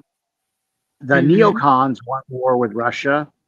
The globalists want war with Russia because they want to divide it into 5 sections and take their pieces, just like they want to split the U.S. right in the middle and then trap everybody in coastal cities. And then if you're in the areas in between, they're supposed to be our farmland. Well, that's not going to be for you. So they're going to hunt you and purge you out of there. That's why I keep warning all the preppers, you're not going to escape them. They already have that grassland and all those mountains under surveillance.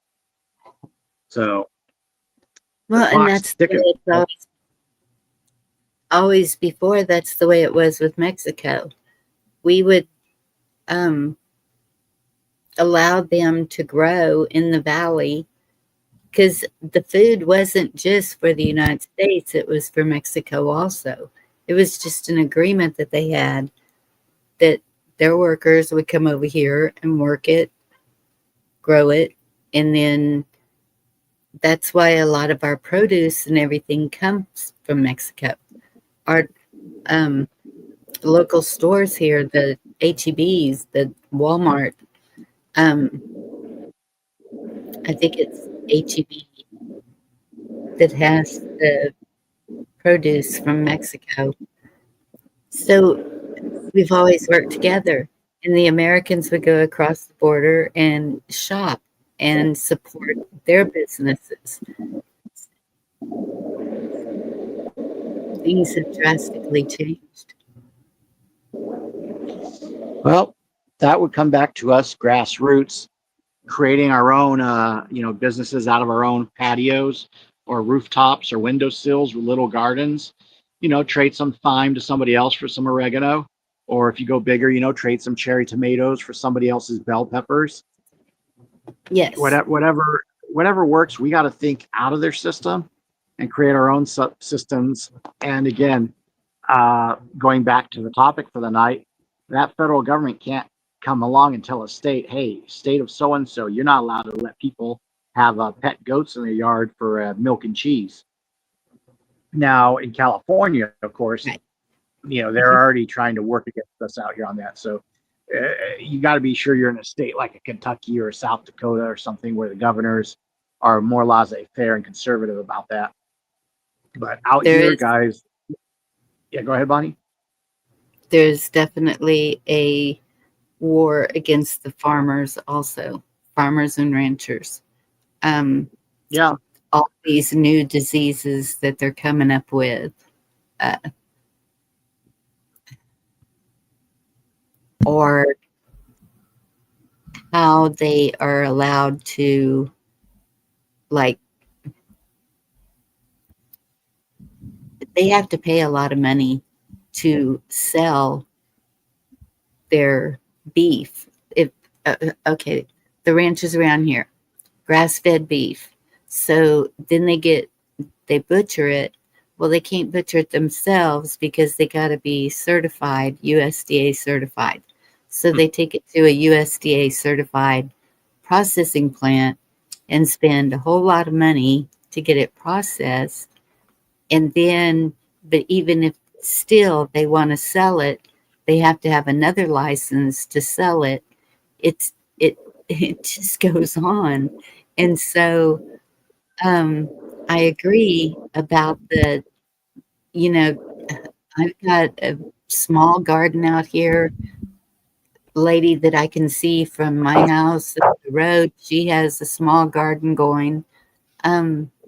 We're trying to grow what we can, and I would rather be able to grow a lot to help others in the community, take it to the food banks or whatever, donate fresh vegetables to the food banks even, if I had an overabundance of it.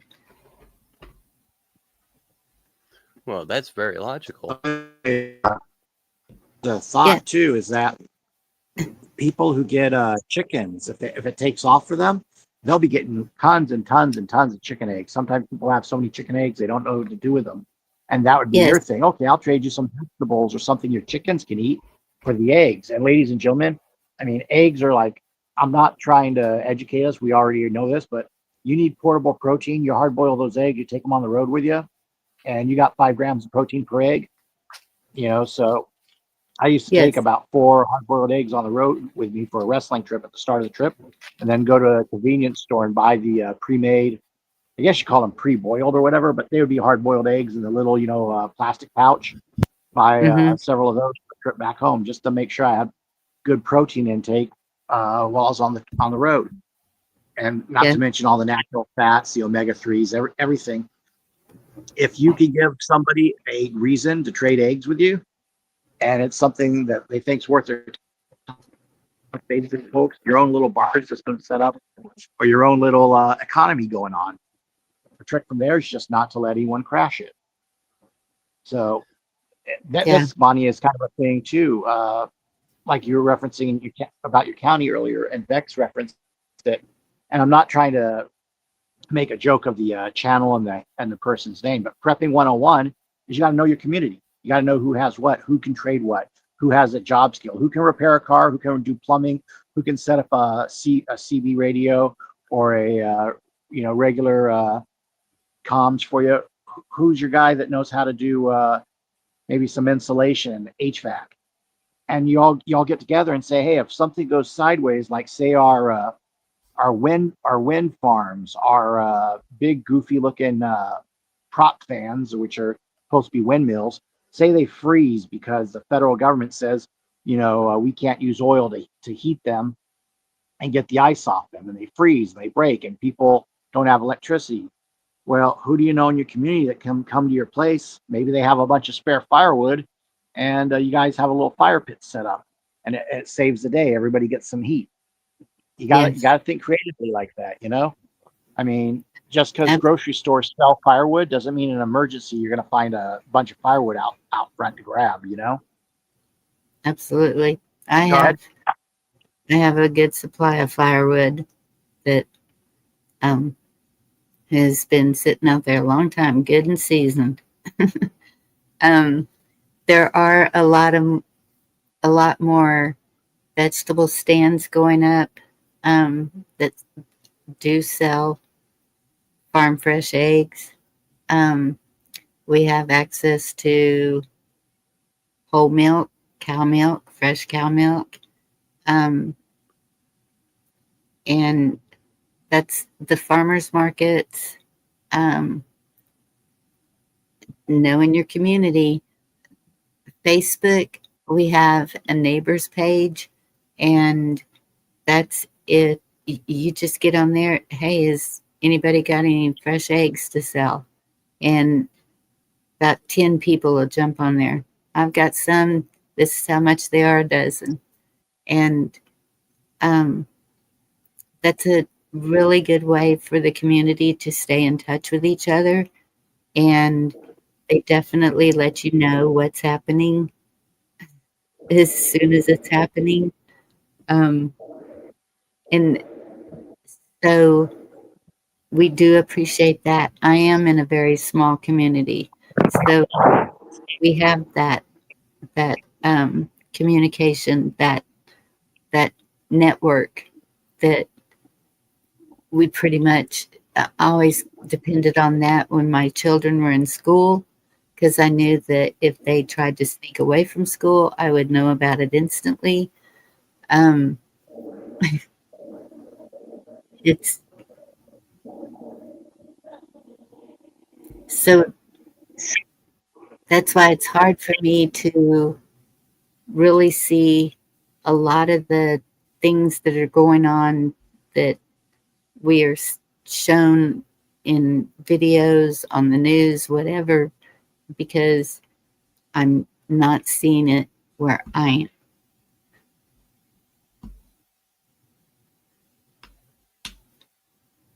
So that's why I always ask the chat, what's going on where you are? Especially like this last weekend with the No Kings protest. All right, what did y'all see? Was it the same as what they're showing us? Was it just a bunch of people roller skating around in costumes?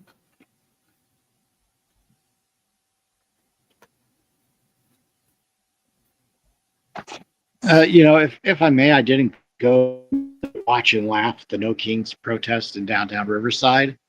But I'm sure it wasn't really too much of an issue because I did have to take freeways that particular morning. The freeways were not really slow around the around the downtown area where that protest would have been happening. So I'm guessing they probably, if I go look it up on the local website for the news, they'll probably have like, a couple hundred people at most. In a town of 300,000, that's not a very large contingent.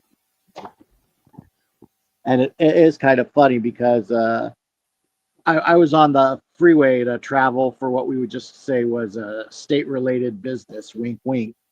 So it's kind of like, they got to get their hundreds of thousands to even make the news. Meanwhile, your General Assembly is just quietly sitting in the background, taking care of this, taking care of that, and you don't hear about it. So that's something that people who are into prepping and want to keep their anonymity. Me and Vex and a few others, we talk about it, but it's more of a marketing or a publicity thing that we're like the folks who are like the feelers to get people to, hey, look over here. But whereas I have shown my face, I don't make a point of regularly showing my face on these streams or these panels, So, you might just have someone in your community who's already like-minded and got 2 or 3 people together, and you just haven't bumped into them yet, had that conversation. So that's something too, Yes. And And members that there goes for, again, private networks, all of it. You got to talk to your neighbors. I yield. And I Yes. have a face for radio. Well, me too. But yes, there are people that I need to go and start talking to. That's another thing about Facebook. You can kind of see what they're thinking, where they're leaning, their beliefs. And I do see like-minded people. They are seeing the problems with the food that were being sold. Just about everything that's going on.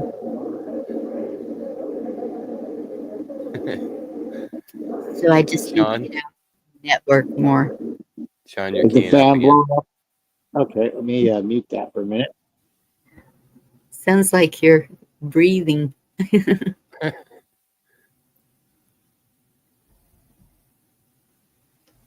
Have a good night, Nomadic. You be safe out there, and thank you for coming by. Good night. Take care. Yep. Nomadic Brit looks like he's trying to hold it down over there, United Kingdom. I feel bad for those guys, especially since so much of our heritage, especially for the founders, comes from there.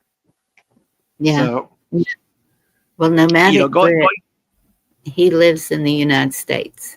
He's, I believe Georgia's his home base, but he's a truck driver, so he's driving all over the United States. Yeah, well, he would be very nomadic if he was. Oh, he's in the USA. Mhm. Yeah, that makes more sense that he's over here now. But So it must be smart. I want to go with. He realized to get out while the going's good. But I want to bring something back to what we were talking about earlier. Vex had referenced the sheriff. If every county that's on the southern border of Texas had their sheriffs all get together, they could deputize people, or they could find the remnants of the old Minutemen organization and get those guys all back together, crank up the band again and say, okay, we are not going to let our counties be invaded for our constituent stake, from the members who of our counties who had their farms, bullpens and, pig areas or whatever broken into as these migrants tear down fences. We're going to be out there patrolling that. These sheriffs could do that. It's within their powers. They don't do that either because they don't know that they can, or no one has asked them to do it. It's one of the two. And amazingly, you will find your sheriffs, they don't know a lot about the Constitution like they used to. So you can actually educate them on this And with your assembly there, you can explain how your assembly can help their sheriff whenever they need a pool of people to deputize, convene the grand jury, or just to weigh in on a local issue. Because an assembly is one of the bodies that can stare down a county board of supervisors.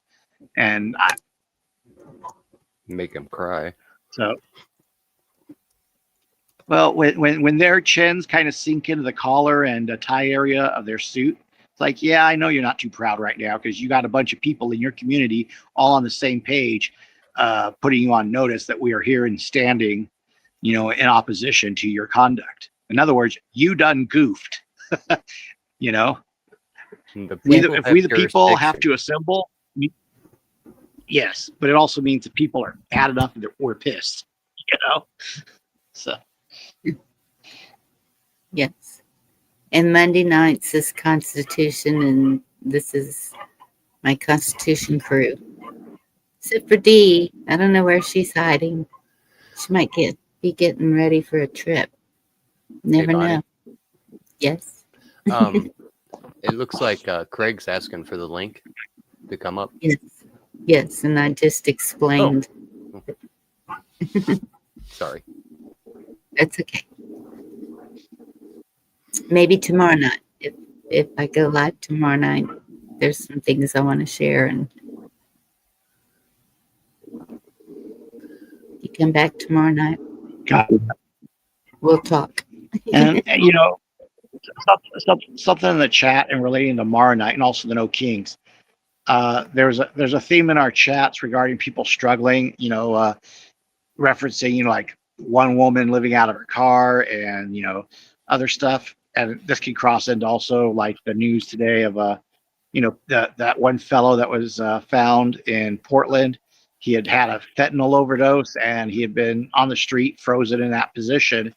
And the on the street reporter there documented that it was over 2 hours for the police to come out and even investigate or do anything about the body, because once it was reported the guy was overdosed, he was no longer a priority to be helped or dealt with or I don't want to say scraped up because he wasn't sticking to the pavement, but we have a other situation there that when you have your community assembled, you kind of have your thumb on the pulse of, hey, this guy might be struggling, maybe during the holidays, help out their family with a turkey and some money for gifts for the kids or whatever.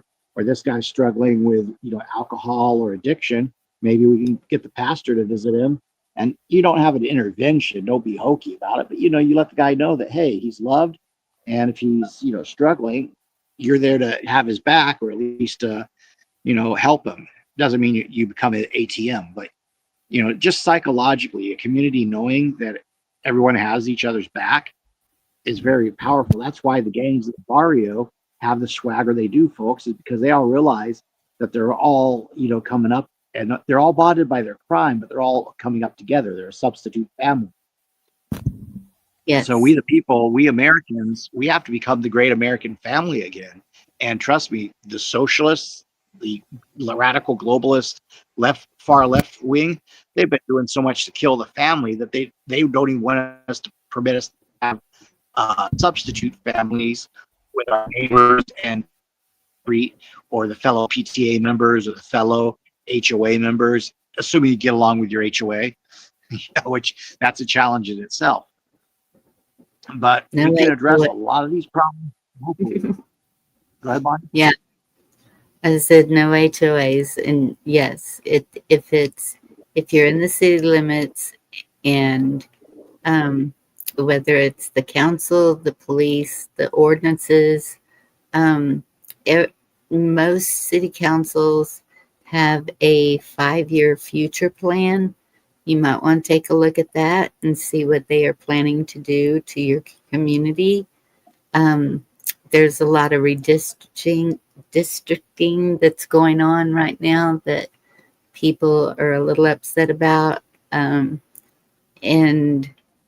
so it's just looking into the things that are affecting you and your family personally, and anything that's happening around you like that, it is going to affect you. eventually, if it's not already. And Sean, Pamela has a question, and it's a good question because I don't have the answer. Pittsburgh, Pennsylvania, the sheriff department would harm anyone that talked any of this Constitution stuff, tried getting people into the assembly, and she said,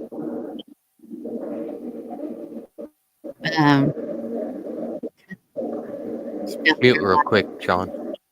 danger using in there. Okay. Hold on, you want me? I'll mute real quick. Yeah, whenever Sean's keying up like that, it breaks up your voice. I'm sorry. Sorry about that, Bonnie. Please continue. She's saying the sheriff's department and Allegheny County police are in a power struggle.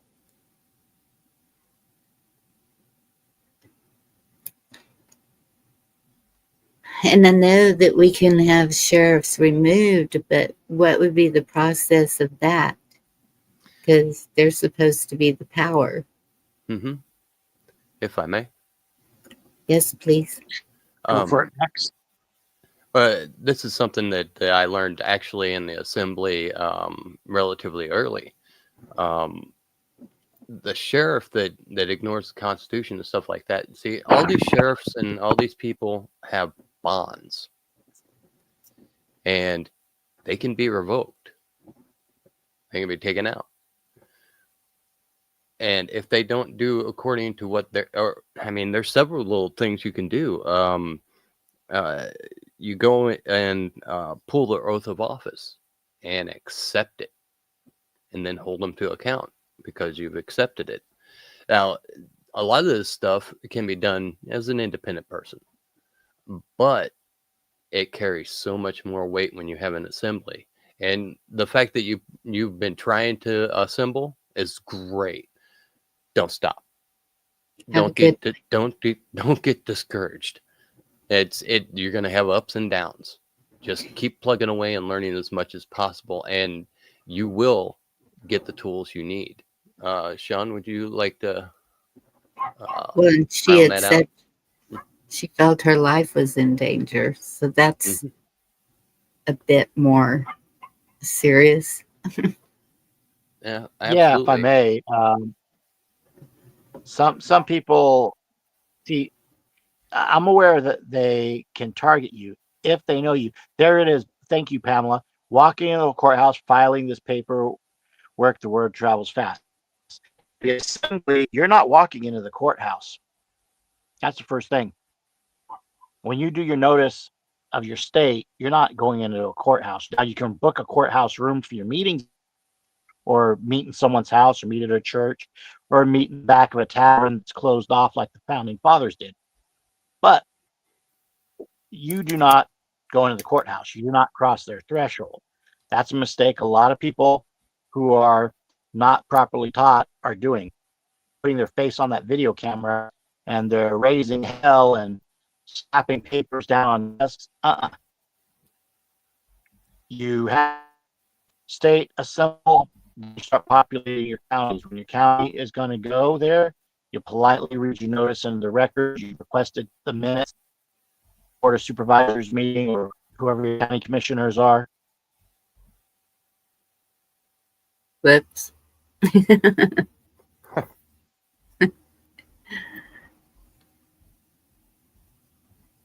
Yeah.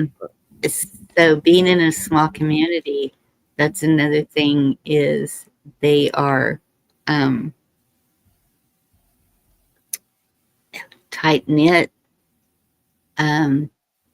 We do have a Masonic lodge, and so the people's in power,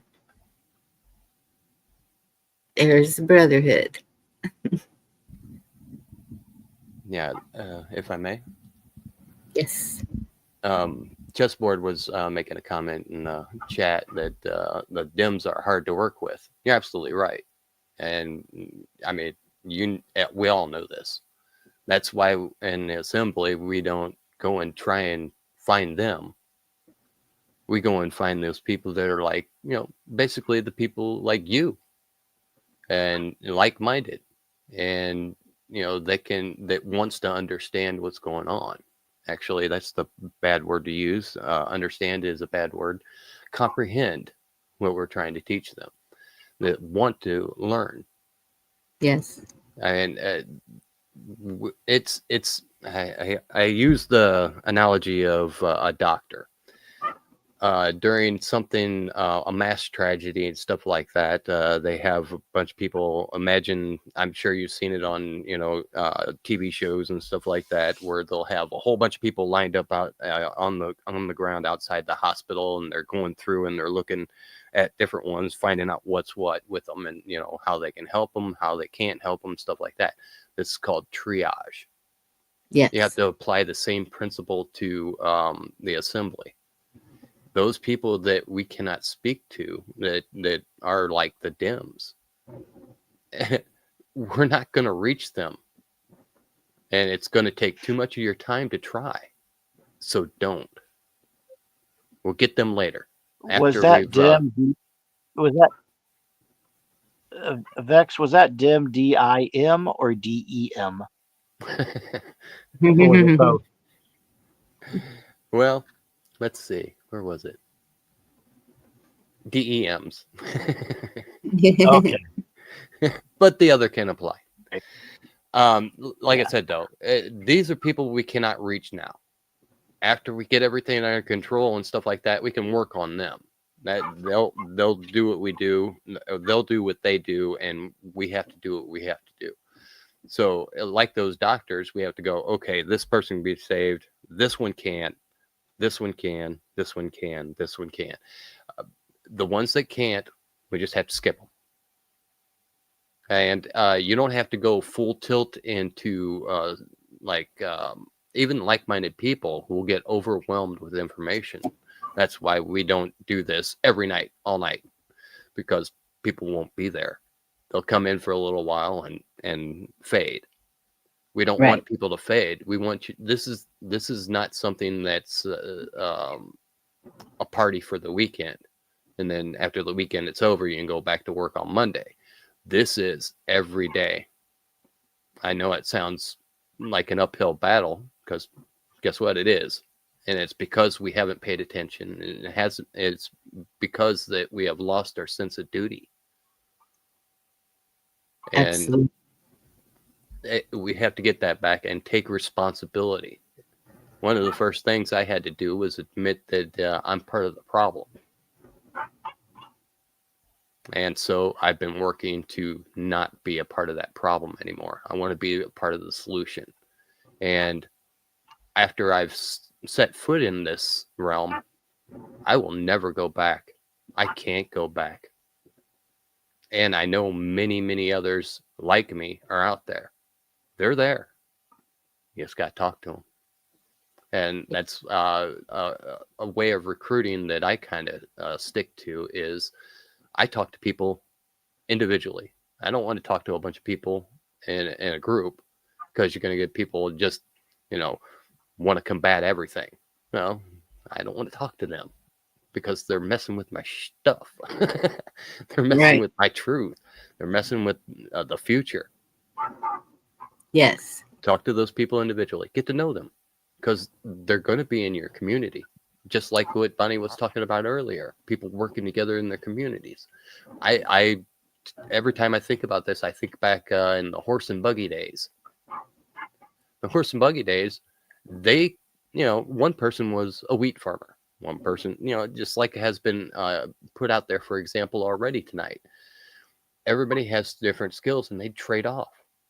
Well, you got extra eggs? Well, I'll help you build your barn, and I'll get eggs for a year. That's just the way it worked. We didn't need anybody outside of our area to do anything for us, because one way or another, the people there could take care of it. Yes. And that's what we're lacking also, is that self-sufficiency. Sean was quoting Prepper 101.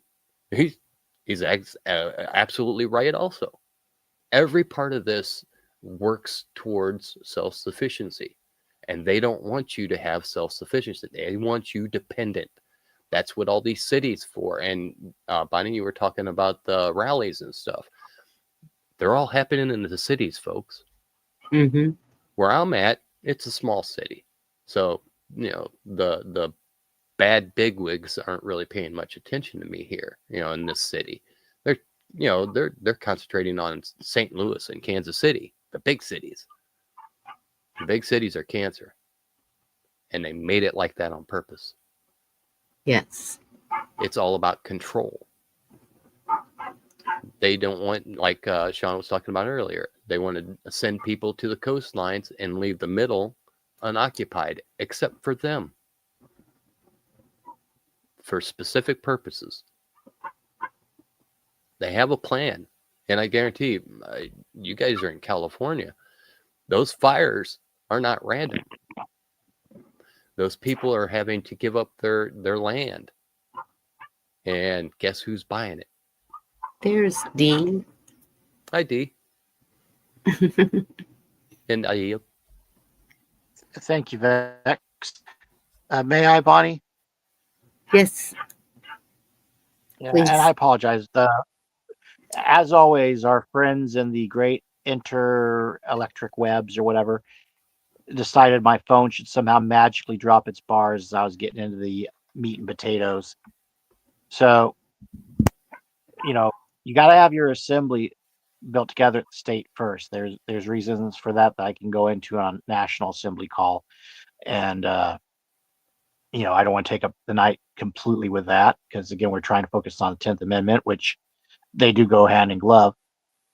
When you have that county, go ahead. No, I'm sorry, I burped. Excuse me. Oh, sorry. I must have talked over it. When you have that county assembly meeting, you're reading politely your notice to them into the record. Even if they break you up, you have the next person who's requested minutes. They pick up where the last person left off. You don't have to get the whole document in. Thank goodness. You can refer them to the website. There's ways to make it happen where the notice is in their record. And a lot of these county board of supervisors now record their meetings. So they're on video. You download that, you got another proof that you put them on notice, both in written form and in video format. Just walking in there, banging your fist on the desk, yelling in the microphone saying, "I demand this," is not serving notice. When you petition for redress of grievances, ladies and gentlemen, it must be a written instrument. If you're not willing to put your name on the paper, pen to paper, you're not serious to them. You're just someone yelling in the wind.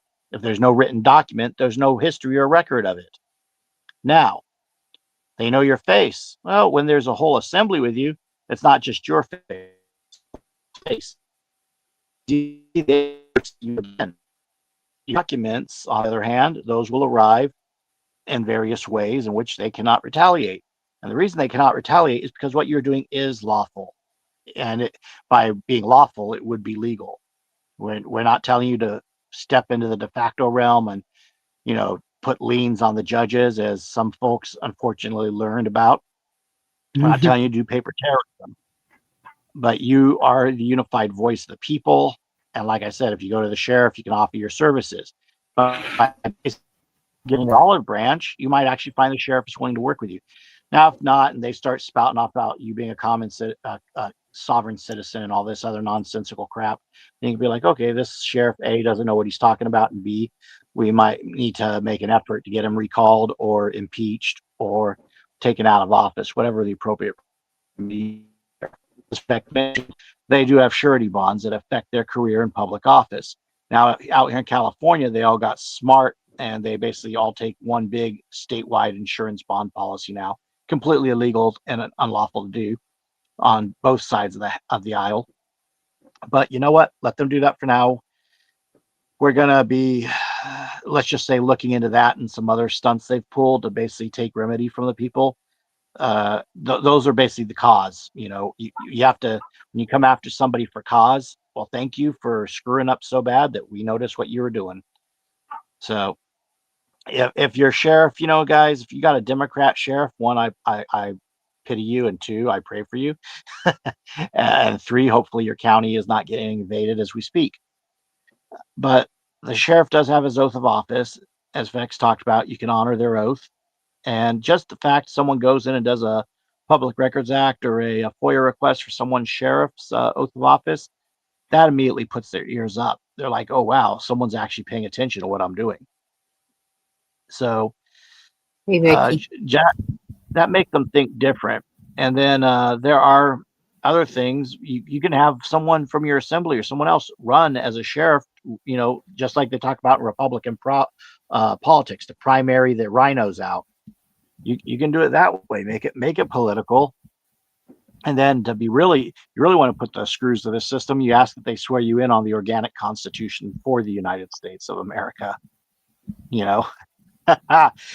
Then you're actually swearing to the real republic and not to the corporation.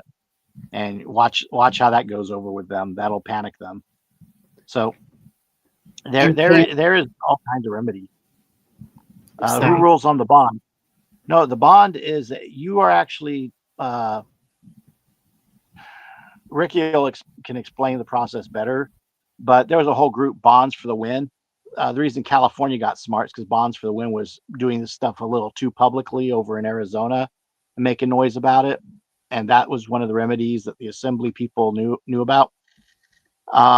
Basically, be in public office, they have to have an insurance policy, a bond, and an oath of office. They're missing one of the three. They're in violation. There's a U.S. code for it. That would be your code you would cite of their own.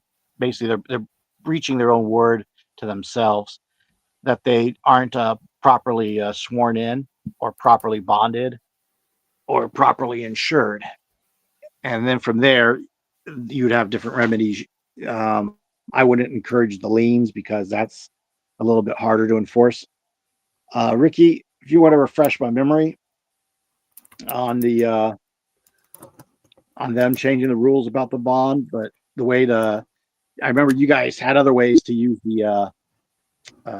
other ways you guys got the sheriff in check. I recall you said you guys had the dog catcher elected, for example. So let me see here. Ricky, and yeah, email. Pamela's in the state of Pennsylvania, the Keystone State, that has what was his name? Drake Bailey. That's the name. Took me forever. David Wilcox interviewed Drake Bailey. So if you could ever track Drake Bailey down, he's kind of gone off onto his own reservation, kind of gone dark. And I don't mean that in like he's off the radar. I mean, he's kind of gone Luciferian, but maybe, just maybe, his network of people who originally assembled out there in Pennsylvania and started off this nation states project, maybe some of them are still hanging around. But like Vex was saying about the party, this is a marathon. It's not a sprint. Drake Bailey got Pennsylvania to assemble. They all got in a room. They all did their initial documents, and then they just disbanded. And at the same time, they were working with Michigan, and the Michigan General Assembly has people still, kicking about today. And that also spawned Alaska's General Assembly, as well as us out here in California, and so on. So Pennsylvania was a very great state. Let's see, Ricky's talking about the bond protecting us from them. And then they have their insurance policy. That's correct. I'm trying to remember how Ricky got the sheriff ran out of town, though, from them. I'll skip to the end, though, for Pamela. That once that sheriff was replaced, the new sheriff, they had the feds fly him out east. I don't know if the FBI does it or who it was that they flew him out. And when the guy comes back, he's totally gone from being the person that everybody liked and elected to prove a point to being a guy who's actually no longer really for the people. And that comes into play with them being agents of a corporation. Their job is to grow their budget. And that's usually where you'll find the board of supervisors or county commissioners clashing with the sheriff. So most sheriffs do want to help the people, but the board of supervisors, being more political, will tell them they can't, or they'll pull their funding. So that's where you have to deal with the board of supervisors. So first thing is, get your state assembly. Second thing, get your county assembly. When the time's right, you go to your sheriff and become his ally. And then you let them know that, you will create ways for the sheriff to be funded, as long as he's aware that, you expect him to be the sheriff and be the counterbalance against that board of supervisors when you have to deal with them locally. And a lot of these officials, you won't even have to really deal with them. You're just going to give them the guidance and they'll implement it. Because the fact of the matter is a lot of them don't even know half of the stuff that they should know. These people are graduates of the public school system and colleges, and you see what they've been turning out for the last 40 years. Oh, I'm sorry. Ricky said they didn't run a sheriff out of town, but they had a judge quit. I must be conflating what he did with a different adventure. Sorry about that, Ricky. But goddamn, no offense, Lord. There's so much of this stuff swimming in my brain that sometimes, it's like, okay, I gotta remember this case or that case or this thing. Like earlier today, Harrison Smith rattled off a piece of the U.S. code, sub USC 1324, I think it was, and had something to do with getting profit off of their conduct or whatever. They're not supposed to be doing that. And then the fees for it just keep increasing up until a jail term of 20 years. So when you cite their code against them that, hey, this sheriff is guilty of this and it's a violation of this code, the community can then, there are people who can arrest sheriffs is what I'm trying to get to. There are people who can arrest the board of supervisors and so on. There's all these checks and balances. Last year, I spent a lot of time explaining the balance of the coroner and the sheriff to people. And that's a whole other class unto itself, going back to stuff like the Magna Carta. And Archbishop Langston, the coroner at, Langston was the Archbishop of Canterbury, the guy who crowns or coronates King John, formerly Prince John. The guy with the Sheriff of Nottingham. Quite a little corrupt little enterprise they had going there. So yeah, some of this stuff even ties into stuff like the Robin Hood mythos, but which was based on real people and real history books. People have done that, have ended up in a bad way. Yeah, that does happen, Babel. Sometimes people run into stuff. There's a video I shared a couple of months back when Carl Miller, he gets arrested. He tells the people that have assembled around him what he went through in the jail, where he actually was coaching people out of their tickets and out of their DUIs and everything. And so the more time he was in there, the more time people were getting out of jail and getting their tickets dropped. So they decided to get him out of there real quick. But not everyone's a machine like that, including myself. I'm nowhere in that category of litigant or someone who can do a sui juris filing or the pro se and the de facto. But the assembly doesn't trespass on it. The assembly instructs the officials, and the officials comply. If they don't, then they find the person who's responsible for enforcing on that official, and they engage them. So that's kind of a long-winded way of getting to it. That one, don't give up. Two, don't have your assembly members out there with their faces on camera until it's time to put the notice in. It sounds to me that if stuff was happening, it means that you guys may have by accident, maybe your state wasn't assembled yet, and then your counties were just doing it piecemeal. So that's kind of why you want a state organization in place first, and then your counties populate it, kind of putting grapes onto the grape branch, or the grapevine. You can't have the grapes before the vine grows.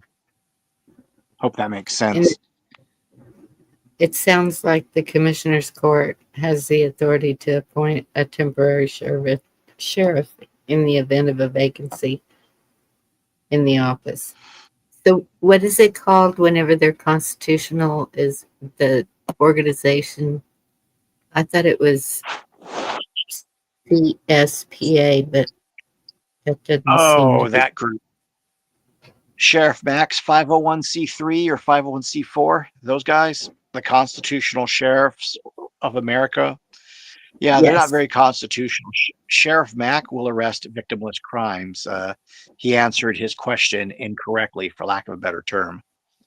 You know, like in Raiders of the Lost Ark, or not Raiders of the Lost Ark, Indiana Jones' Last Crusade. He chose poorly. You know, Sheriff Mack, would you prosecute victimless crimes? Well, blah, blah, blah, blah. Okay, wrong answer. You know, and common law and founders, you don't prosecute victimless crimes. I thought he was a good one. Is he the one that's in Florida? That's Grady, and Grady has they're setting the deep state's setting the freaking Moors and the Bays and the Moorish nationals down there, basically the socialist Muslim versions of common law advocates. I'll get to that in a second too, by the way. But basically, that's souring Grady on the, you know, Grady's thinking they're sovereign citizens, so obviously he's not educated on the topic correctly. So Florida should reach out to him, but I can't tell Florida what to do. Where am I at in the the folks Grady was dealing with, the Moors. Imagine if you had people who actually understood common law, understood all the legalese and leverage, except they're socialists and they think Barack Obama was like their Muslim Lord and Savior. It's a very scary combination. Yeah. So and we don't think Trump's our Lord and Savior, but we do have the history of interacting with him. Just saying. So the element on hand is the people can use the weight of numbers organized to get what they want, but they have to organize. They have to do it the right way so they don't get themselves in hot water over it.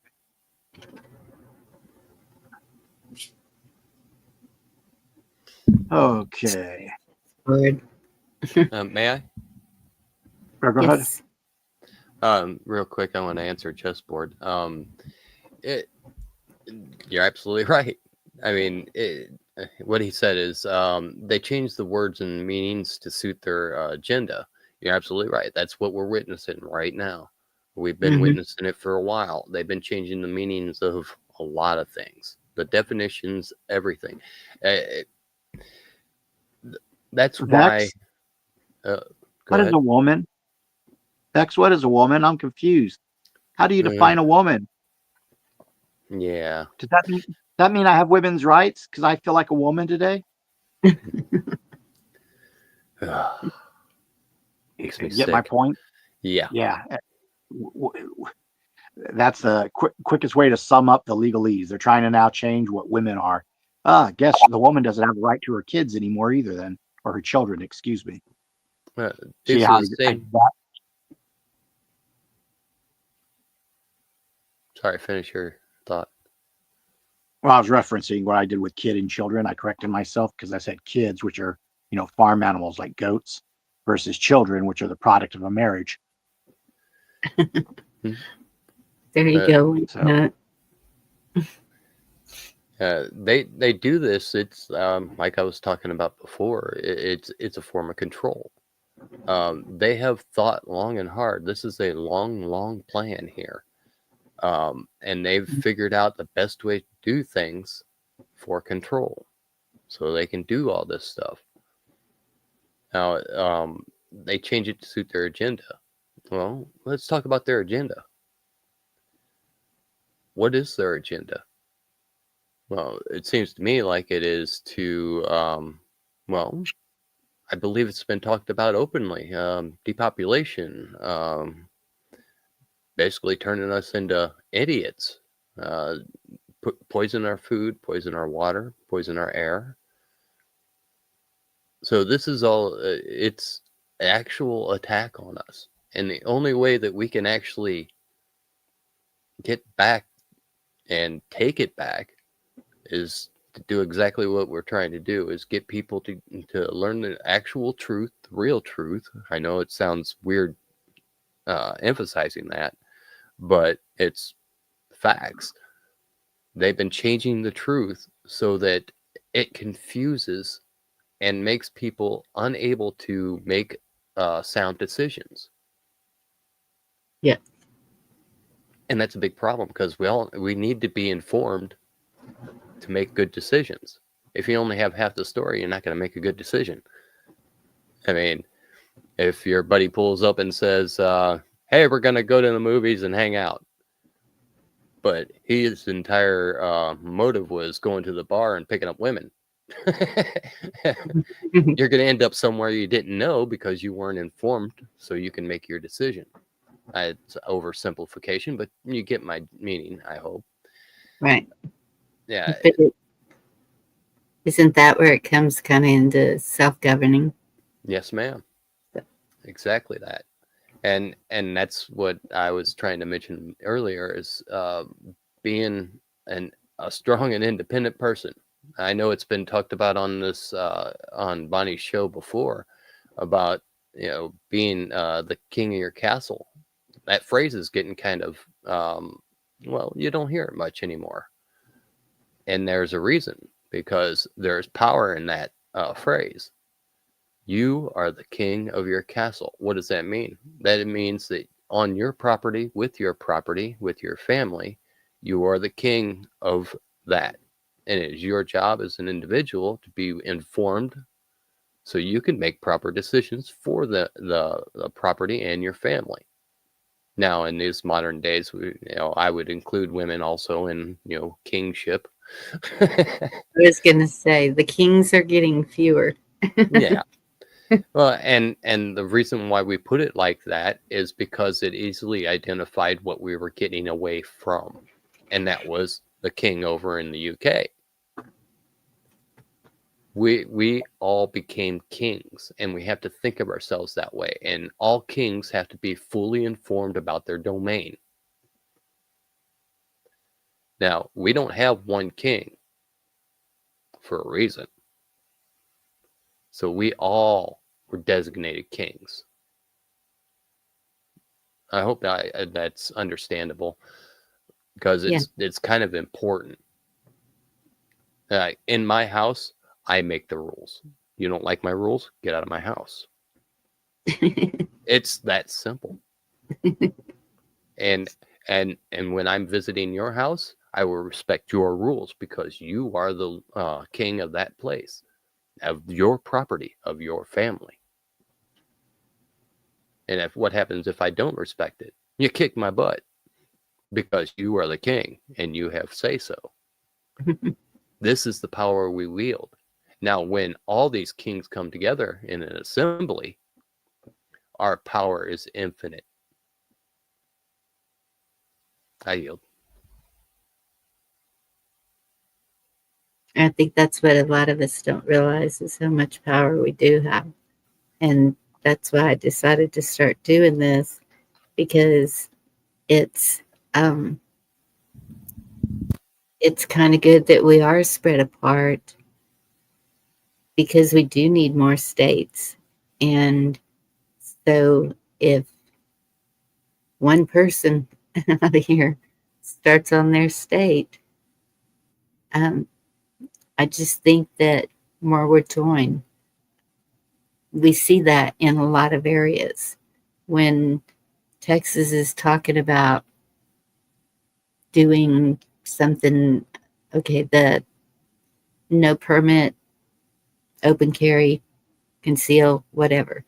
And then other states are following and doing the same thing. Or maybe one of the other states started it. I don't know, but there's several states that are the same way.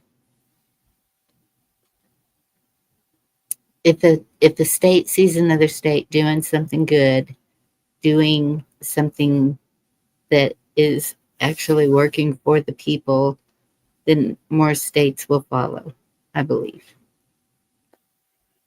I'm right with you on that, Bonnie.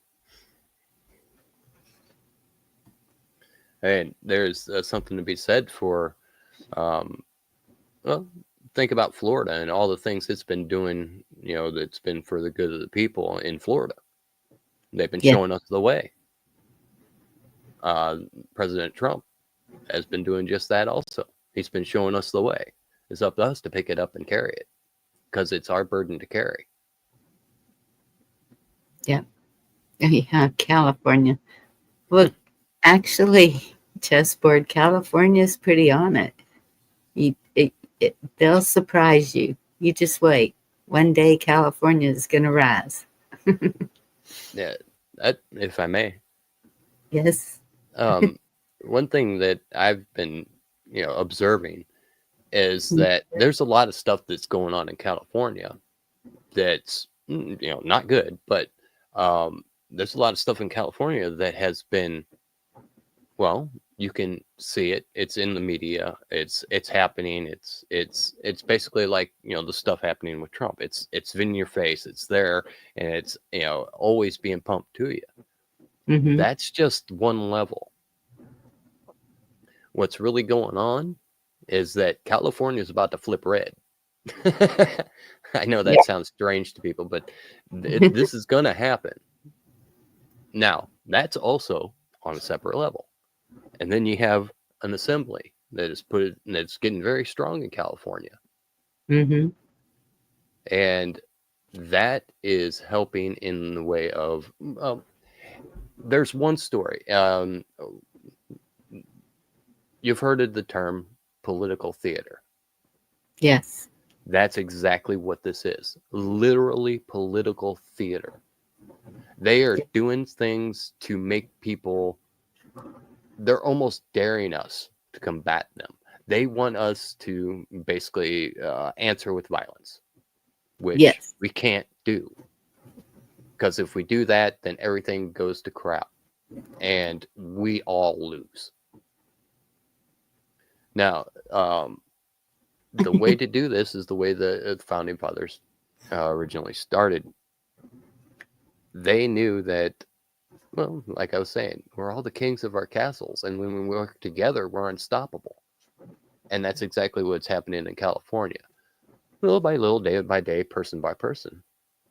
But it's happening. And you can see the waves ripple from it. You may not be able to, just go, oh, that's because of the assembly. But you can see the effect. All this stuff that you're seeing in the news and on your phones and everything is being funneled to you. Yes. So you have to be able to discern real from fake. All this stuff that people get excited about is what they want you to get excited about. Honestly, I barely ever check out the news because I know most of it is just propaganda. Yep. I mean, I consider myself pretty well informed. I mean, if I want to know something, I'll go and look for it. I don't wait for somebody to give it to me. Yes. And that's an important thing to realize. I know a lot of people from the questions that are being asked by people in chat and everything, that you guys are pretty well informed. You have good heads on your shoulders. And I encourage you. Shut up, Ricky. Yeah, I encourage you to keep it up because we need to all become teachers. It's not that difficult, but you just tell it like it is. The truth is easy to convey. Whether they understand it or not, it's a different story. I'll yield with that. I agree. Well, we have been going for 3 hours and see a lot going to bed. Good night, Eric. So I'm going to go ahead and close this one up. I really appreciate all of you on panel. Understand Mott is probably tired.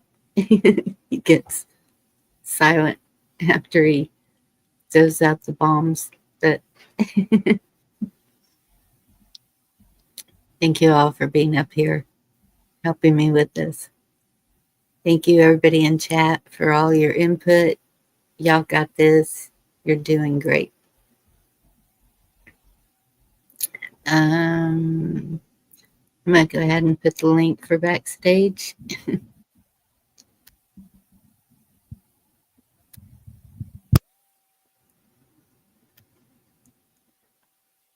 Anyone has any questions or Anything as long as the guys can stay awake.